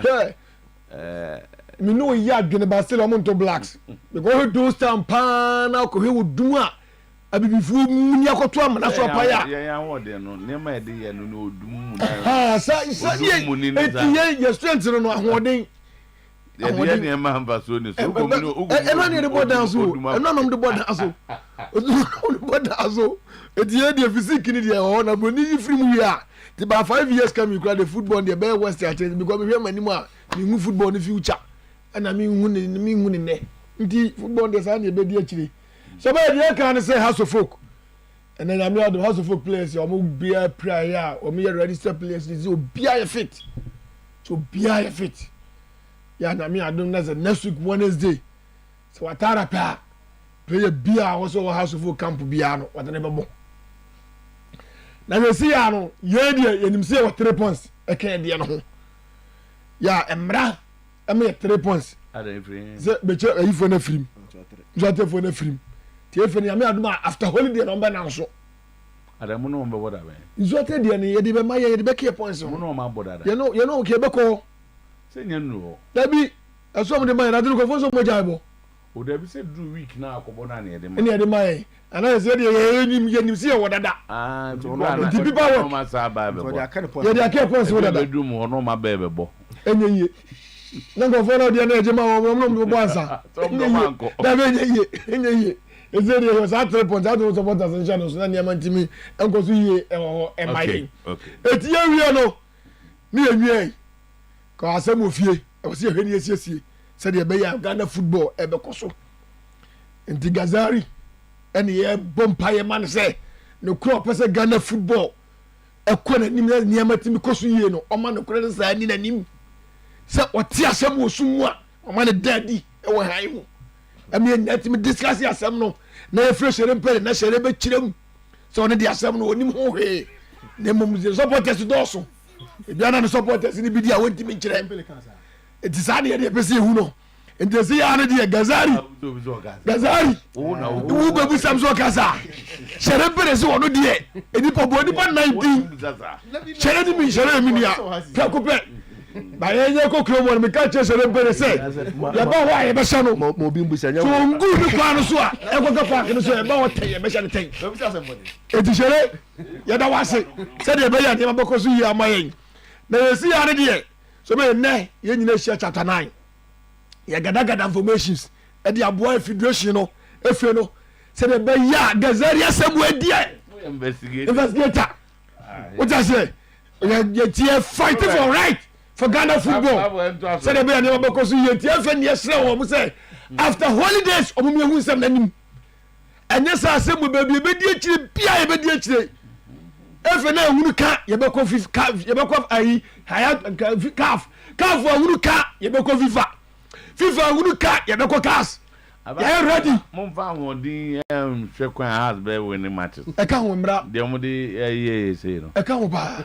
saa ebi ana ngo ɛka ho paa ɔsɛ wɔba sakafo ko ɔmo mɛka saa ɔmo bɛba bɛka se afrɛ wɔn mo sɛ bɛ obi a otu mirika na so titi ho deɛ yɛbɛkyi wo otu mirika na ho yɛ ɔhene na so bɛtiti ho a yɛbɛkyi wo nti kɔtɔkɔ adeɛ na ɔba yɛre deɛ ɛwɔ sɛ yɛkyi wɔn mo ne yɛhwehwɛ asɛm ne yɛhwehwɛ mu a to the end sɛ sɛ obi na gazari deɛ na gazari kan ɛna gazari kan baafo to weekend yɛ fake up ne ba so gazari asɛm no ɔfrɛ sɛnɛ mpɛ asɛm no nka bi ana na bɛkyɛm ne menka ba ɛwo na bɛkyɛm ne menka ana bɛkyɛm baby amenhyɛ ase mfiri okay hyɛ ase mfiri na mentie ni sɛ mpɛ asɛm no bɛka bi a weekend yɛ fake up yi ba so sɛ mpɛ asɛm no ka bi na ɛnura me monitor coach ogum ne interview ɔyɛɛyɛ and asɛm a na ɔka sɛ nokora ne yɛ baako pɛ true democracy for no nim ɔmo bebree saa it's dangerous yes and he admitted say it is dangerous ɔmo wɔ team no way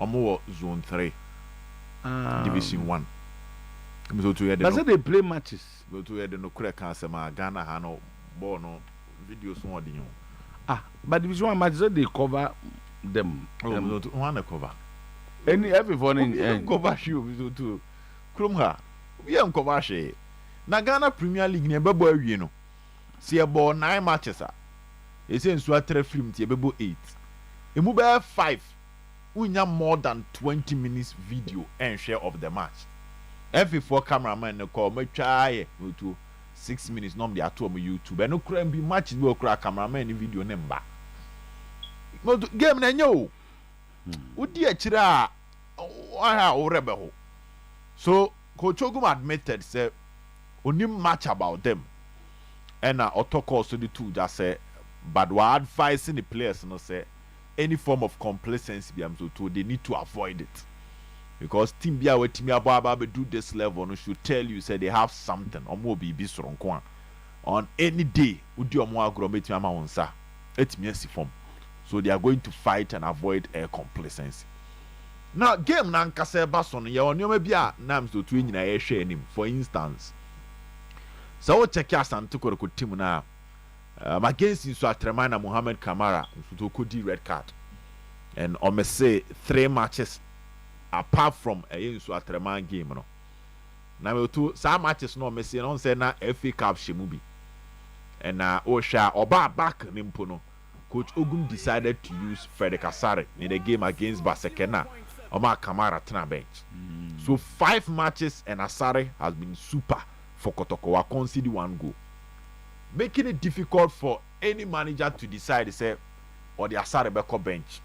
So your coach, you have to take a decision on how you are going to use these 2 players, and the perfect decision will be say, and now Ogum na kasa Kotoko want to win the double.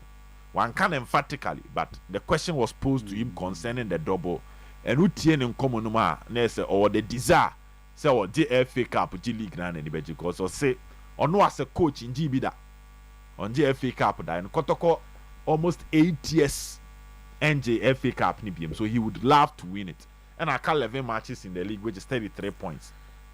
In 33 points no they will be focused, they will be united to pick all those points, as much as possible. League, meaning indirectly we are confirming his ambitions so beje double. Okay. Now, therefore, you need to rotate your players and rotate them well. To inform picking say Kamara and on never starting game, and so likely he is the one that is set to start in post for Kotoko, and it tells you the kind of quality of Kotoko. Say even in an FA Cup game, Munya Mohamed Kamara say all them where the amount. But to has to foot Benjamin Asare Eko Blasters, no my yem share pie, a question Ketiani Shaibu Schwab, so to the Obedemo. It was a big headache, pa the momo, but I could see it display excellent performance against a baby and a goal star. So that will be the rotation. But apart from that, to Kotoko parody a strong side against True Democracy. And now the SM to Omo Babe and say Ebia FA Cup Untini Babe Gugum no. So expect Kotoko to come in with basically first 11 pa and Omo de Babe. But yes, there will be changes. Right. For instance, in team man was suspended and in team is set to come back for this particular game, meaning Tinedu and Ablay one will have to go to the bench for in team to come in. But still now double pivots na Coach Gumbebo with one creative midfielder. The issue now is about the attendance. So I'm a bit disappointed. I still don't feel the presence of the FA Cup. FA Cup on common war system no. See about motor matches in the Kadianka FO. Unya Kotoko youth team. When ya Karela any golden kicks. Uya babinya a year the kind of saying Kotoko True Democracy. I mean Monday so say a holiday. And say even if say open anajo 9 impo now could do fear Monday no kwejuma so you can still rest. And with the 2 steady as a holiday bar at night before the holiday in Ede. I've been saying that. And I do not answer a holiday in Baba because holiday in Edano. I didn't have a kwejuma. This a 9 krana Sunday na fena krum settings and a coso. But clearly you don't feel the promo. There was no jingle. My house empty and FA Cup and Pennyfoni Biaba Kumase. But how many places have they been to? Send on my engaged supporters no to make it it's our festival and almost you a FA Cup festival weekend in Kumase no. Festival weekend you don't see the festival and you don't see how it's going to get people to come to the stadium. Nipa do sempana long weekendi our plans or my factor FA Cup in. Yeah. Okay. But at Trump DVC Park Academy, to park for no better try say a base. To park they say a since of fence to here. To be good stadium or try and see say if they can make it to the seat. Yes, so meet me about our qualifier. But at Trump has a good team, solid game. Brother say Obert is wrong. Go to the FA and request True Democracy videos to be provided. I think you pay for it. Full video will be given to you. So they have. What's your GFA now request here? But coach in us you but be a man young preparation. Man factor. Oko FA no record one. So the point I'm trying to make is o record ya the tone. There be omo record omo van to so bi an okwa na dey am. I know he issue for senya sane no ne ebi wo no. He's telling me there are videos there you pay for it and they are giving to you. What can record the video? O say wo. Give it to the public. Chicha kakra enti ebe kwei FA Division 1 page. Zone 1 matches. 9 matches here boy da ho.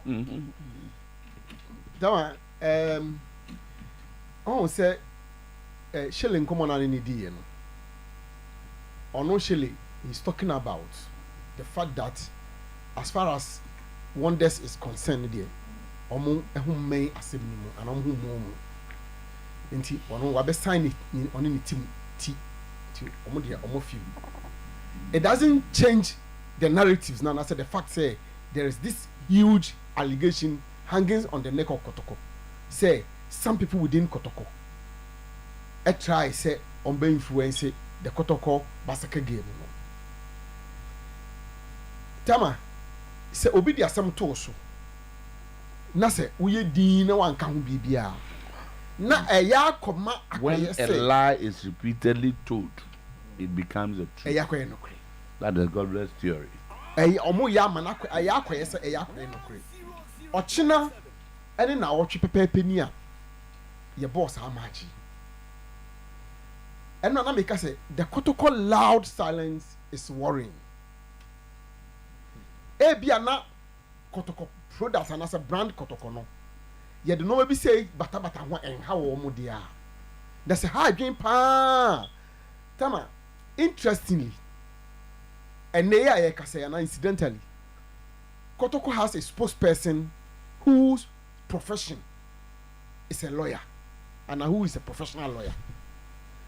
And some be say no anka wo de 2 year kakra kamen ka won hwe but for Kotoko supporters to be calling and show concern about this whole thing no e che say mpelifoni ntimi mu omani mu su saa sane a omo ede ikono tawa me nim so obetimi abo me check because me ne supporters ne mpelifoni ka say de no mo say enom na be hia but according to head of sports na ebi kwa wonyam say oni Ghana house watu kan kuma say su no hia but appear say saa wo meeting na Ghana bofinana no Ghana must pay what my boss is telling me, and if that is true then it means say this thing will linger on for some time.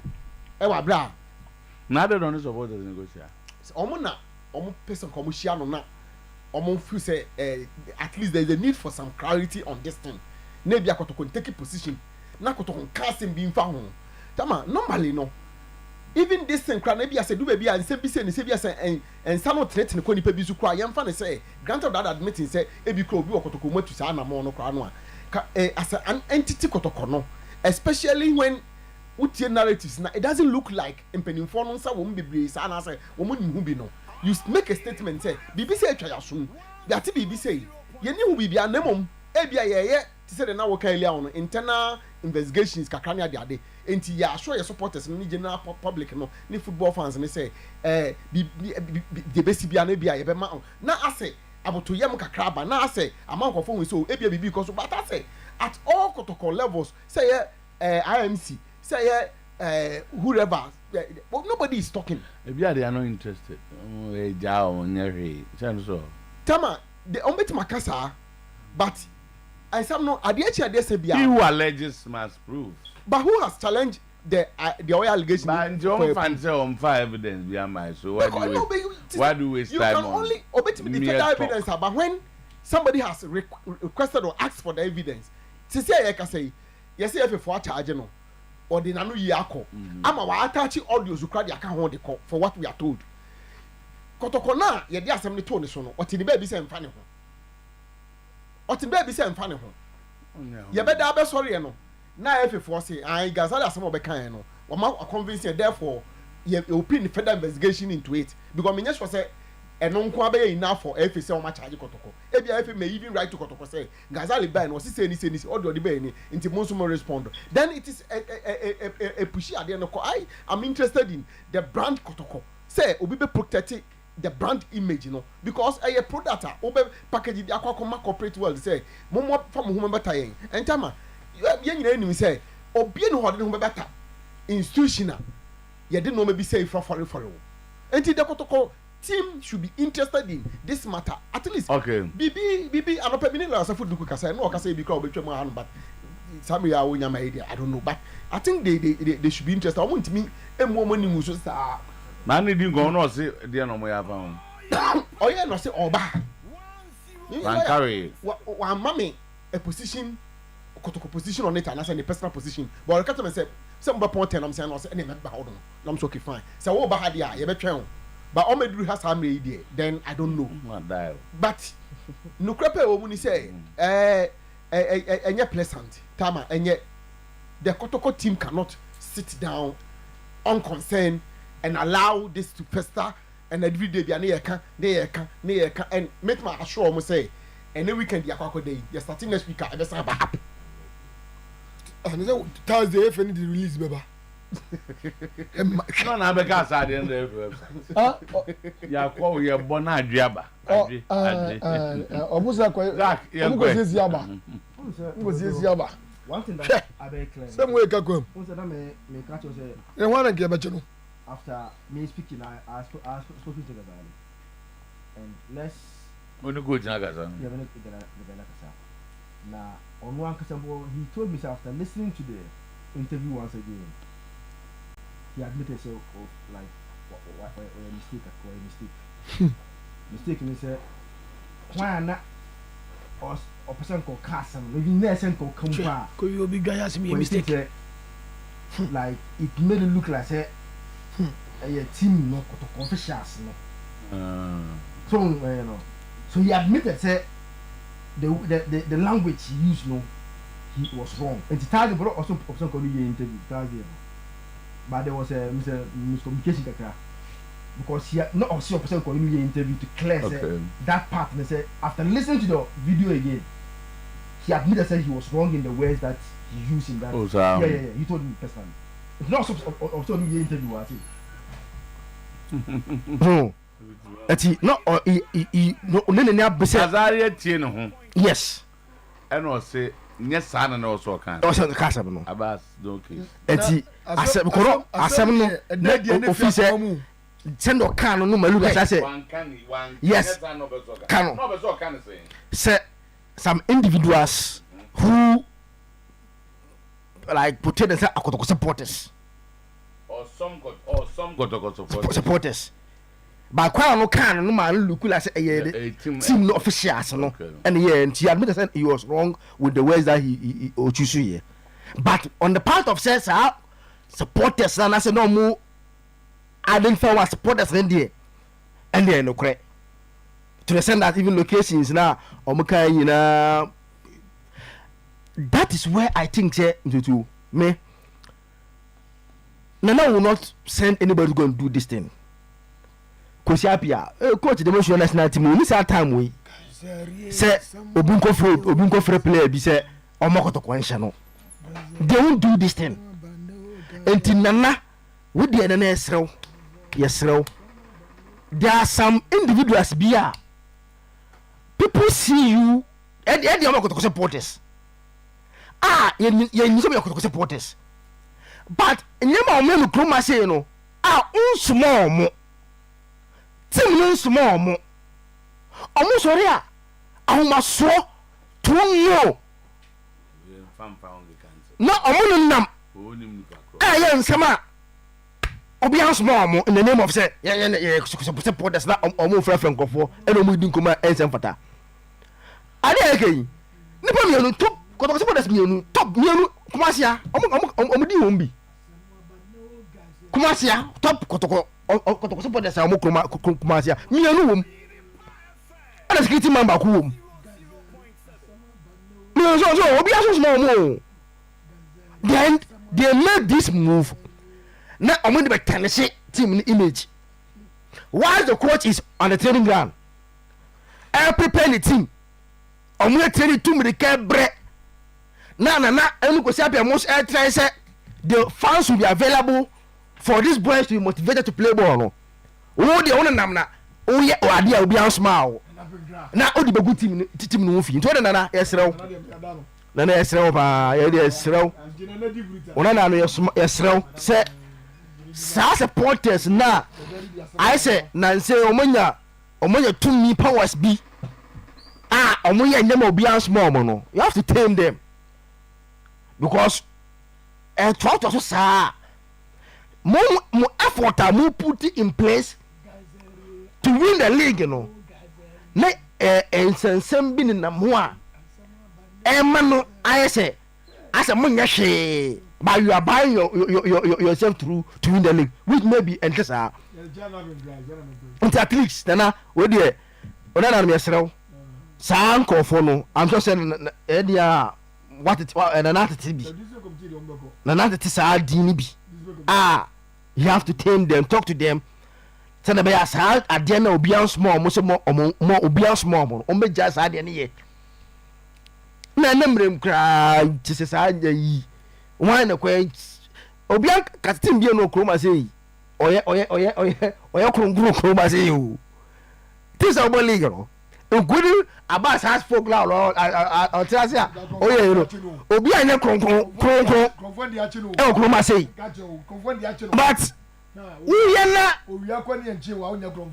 wanye ni ya be chew uyena wanye ni ya be chew obi anya kronkron okroma say in terms of teams no do mo ye nya obi aya bi and already I think say Kotoko should the management should find a way and stop those is na be ya NCBO na enkofa asem yamba because some make no team no de obi anya hwe as I said no Gazali ankasa akase ono onye Kotoko official asem bia anti let's say that's the course it Jojo FA Cup match na baso and permit say na we raise some concerns about the happy hour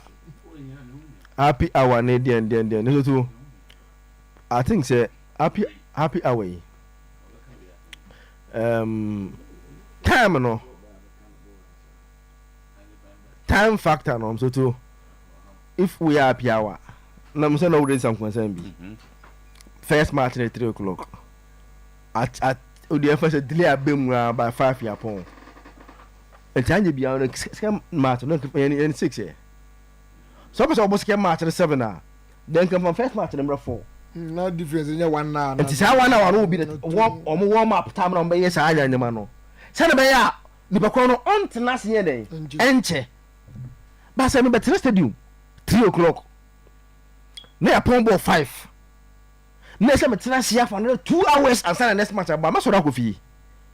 It is the motive behind Moadia no will be defeated. 2 on Sunday, most supporters of Moko Stadium no or come because of Kotokuntia. But first game no ebia he over I'm because your point I not going to say the etwaso. But also because the time between your point first game no and Kotoko match no 2 hours encore into Bachama Kotoko time na the outside side Moko Stadium. It's at the time no na a good game so be can be entertainment do stadium. Within that in between you know. At time the visa omo yi free mu. Baby no go start free mu. Kick for no. Omo mi has free mu. Uncle Ebo free mu no na. Omo so ba bi. Pack and a coin medium free mu. So teams no. It's a good games based on the teams that they eliminated. It was all her footballer. Yes, it can be good games. But my only comment quick one 2 minutes per now. Lawyer Safudu Kuna, yeah, when anymore na say traffic touch channel do. Meaning say, lawyer I'm watching. Come on, Mr. Sonia. Na ohoye there. Yeah, me no tama no pa. Na china matches and Ejana got to go bon no. Tama na me ya no china. Di hun komo kakra kire na be wi and you say anything saying na money Africa for na ka bomu ye happy hour ne ade me hu de ekoi. Well, Osama no as part of every happy hour activities no. Yeah, schedule you side, you know, match I'm on television, no. And about so 12 noon. We are playing with there's a club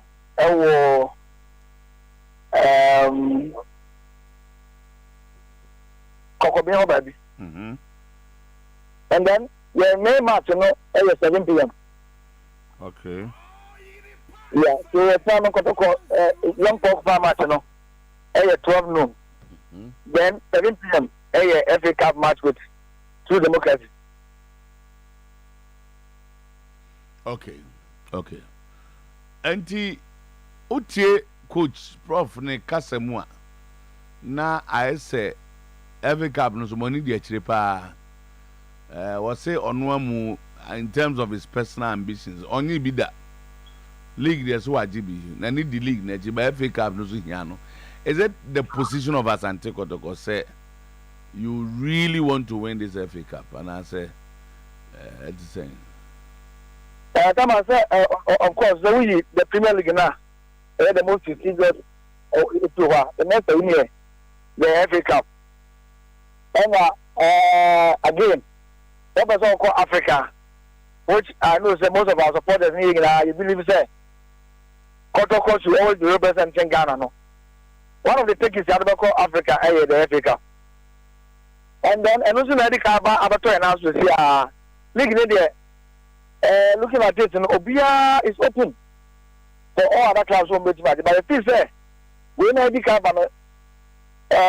chance and also if you any campaign on Niagara, so that if the league fails, still I have been the slot to go to Africa. It's both in the Akumasu. So we are taking them one after the other. So the FA Cup on Eddie Kaya, they put you said the only slot to Africa go to Africa. So that league not simple. Another thing that I did to have there. The happy hour will be between somewhere around 10. I say between 12:30 and 5. Of course, so all those activities, we pass. I mean, the first FA Cup match. Activities being there, Mudiana Modeko, and a FA Cup for you start, Kotoko division match, and Anka, Yabono, other places, I, the Abba, Akawono. And the first FA Cup match, so it means that another part of the bonanza. Yes. Mami Musa we na imre no ne wayi. Mati Gazali nka na mo ye de na afa ho. But before that, my main clear on the above for allegations to be raised here. And the person I said, I said by Kotoko and Mobia, that is not the issue. Okay. I said by the report to my FA. Oh, okay. Through which na FA are charging the panel. All right. Because this is something that the say misconduct in the game of football. Okay. The first point of the association, and I'll report to Mano. The association has charged Gazali. Okay. Oh, then you can the outcome of it. And based on the outcome, then we know our next step. If you have any, we have a charging. Okay. And then as someone who put the other side, every way the book will be in football, so we aim to be able to misconduct. Our football players here, the first point of corner the FA. And it's been duly charged. Now, more say Bassas or minim de we a lawyer for the more reporting ma FA no. He's supposed to have thrown something out to the public. And ya wo kan ya committee agwa minim say mo to one among. Now then more Ghana for am na say Asema Gazali kan no mai no complain the amaji FA na aye konesa. I've spoken on air on several occasions. Okay. As official spokesperson. Okay. Then they are the outcome of the FA issues, and then we'll know our next line of action. Okay. Go 2-1 among. Asema mo bonyo so kra. E kwan be na betimi ahamo. Well, come on, I say, you cast a defamation. As someone who can a good thing. You want to say, as someone a good thing, and I say, a good thing. Indeed, baby, my home, Papa Panel, baby. But you see, I don't say, I want everyone to know. It's very awkward. You to me, I'm going deep into it. No, every notice I do, we are. Based on every position, then yes, you will get that's about adoption. There's a mania who could do Akobo F. Need, and there's a much as a muso. I'll say, the Department Echo Proof was at Okayano.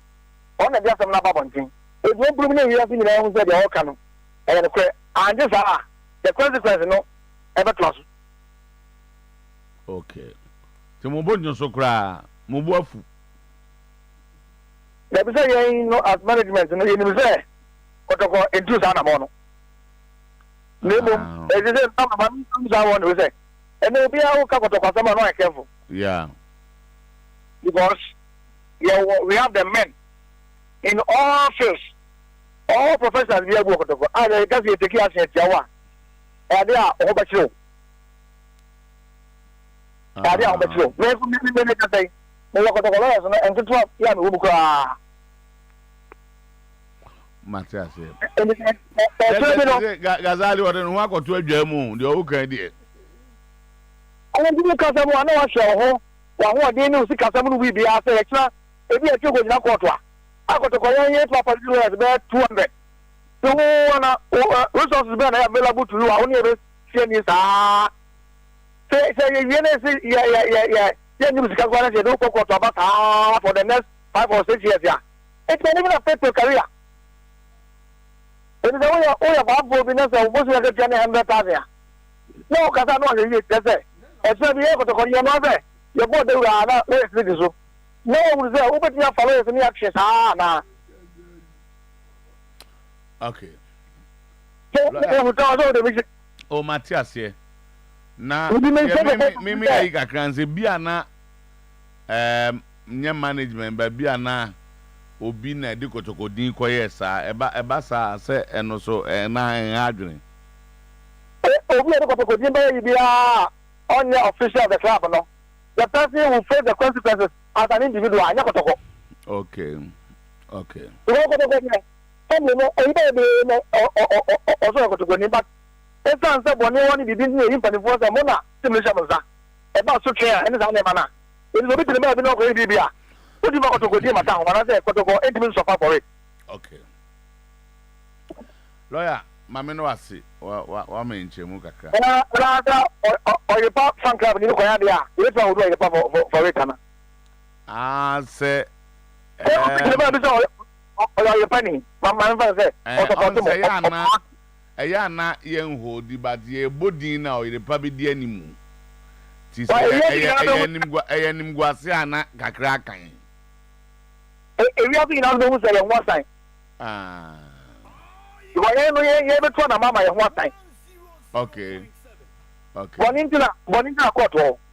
Matthias. NSC.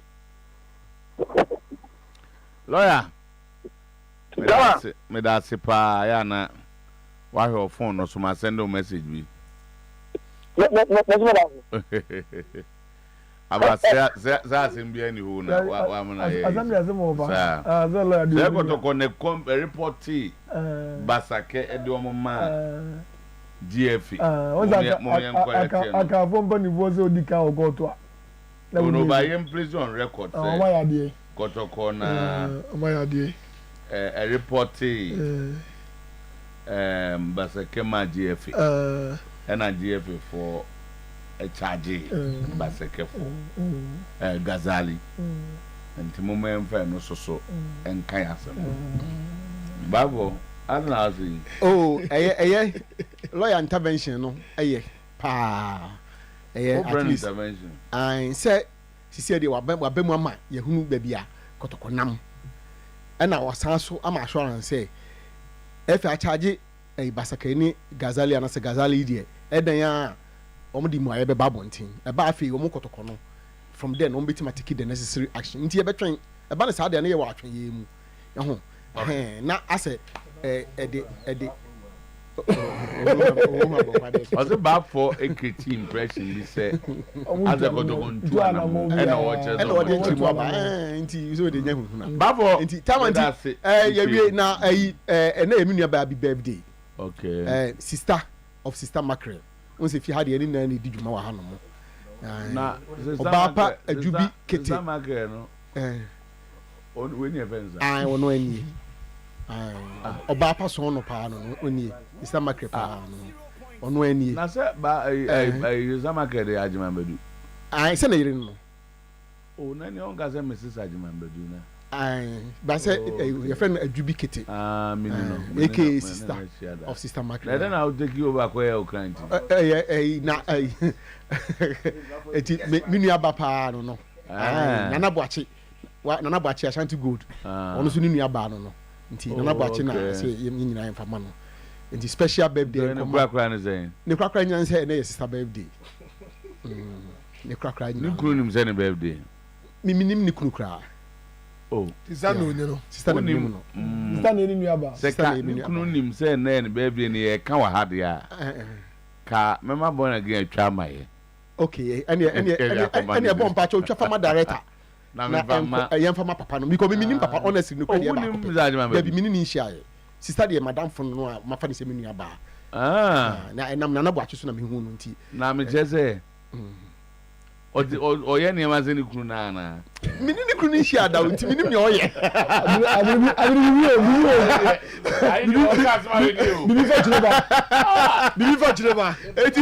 Bibi mi nua ba no yes me penasa mo papa we had to ayi oye ntafo we say o ma ntafo we tu otu fan La Liga mo se sa obaku me ko no ho no akra akwani gromo antan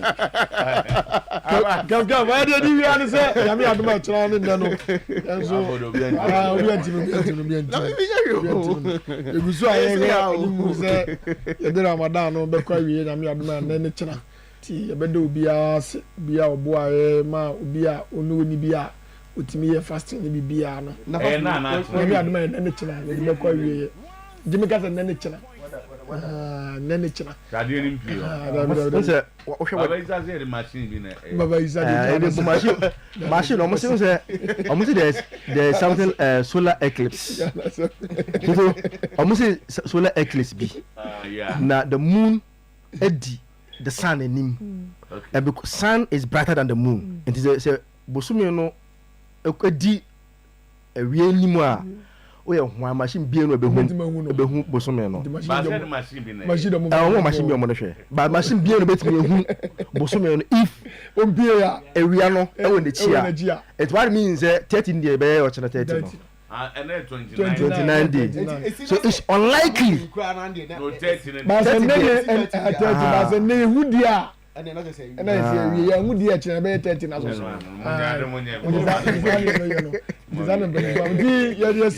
nti dia kan se na me aduma che be ko baba yara na gofo na o mo bar na me ko mo camp o mo ne kotoko be bo no ma hutim no kotoko de no mde ayo dabi asem na ba asem de ba na hwe ni di ya tu ye se bi si bi mo zabo muntimi ntro abas lete bi with the just for shege hunhun and say man banana nga kotoko asem bi mu sese dabi me ka Ghana football asem mom team me ka gazari di so e ko ma je mu di na tumu do mu ntro me ka gazari di no wa eti na me odum e kira ye be ko akọ ball no se the gazari kai no se MPSA ye be hu ebi pia ye be hu the house supporters mu gina kira mo me enko scoreboard na ye enko ko ball na se the Ghana football no ye cruise no person mo fa de league ni ya me ni anya di na ambasa mi agu ye galem ko nyama aye crazy kotoko foni masem no we ye di the gazari kan ye gina so kasa o ana ebi so gina kotoko de so minimu nya chinya boss ye se mi gina gazari de so ana so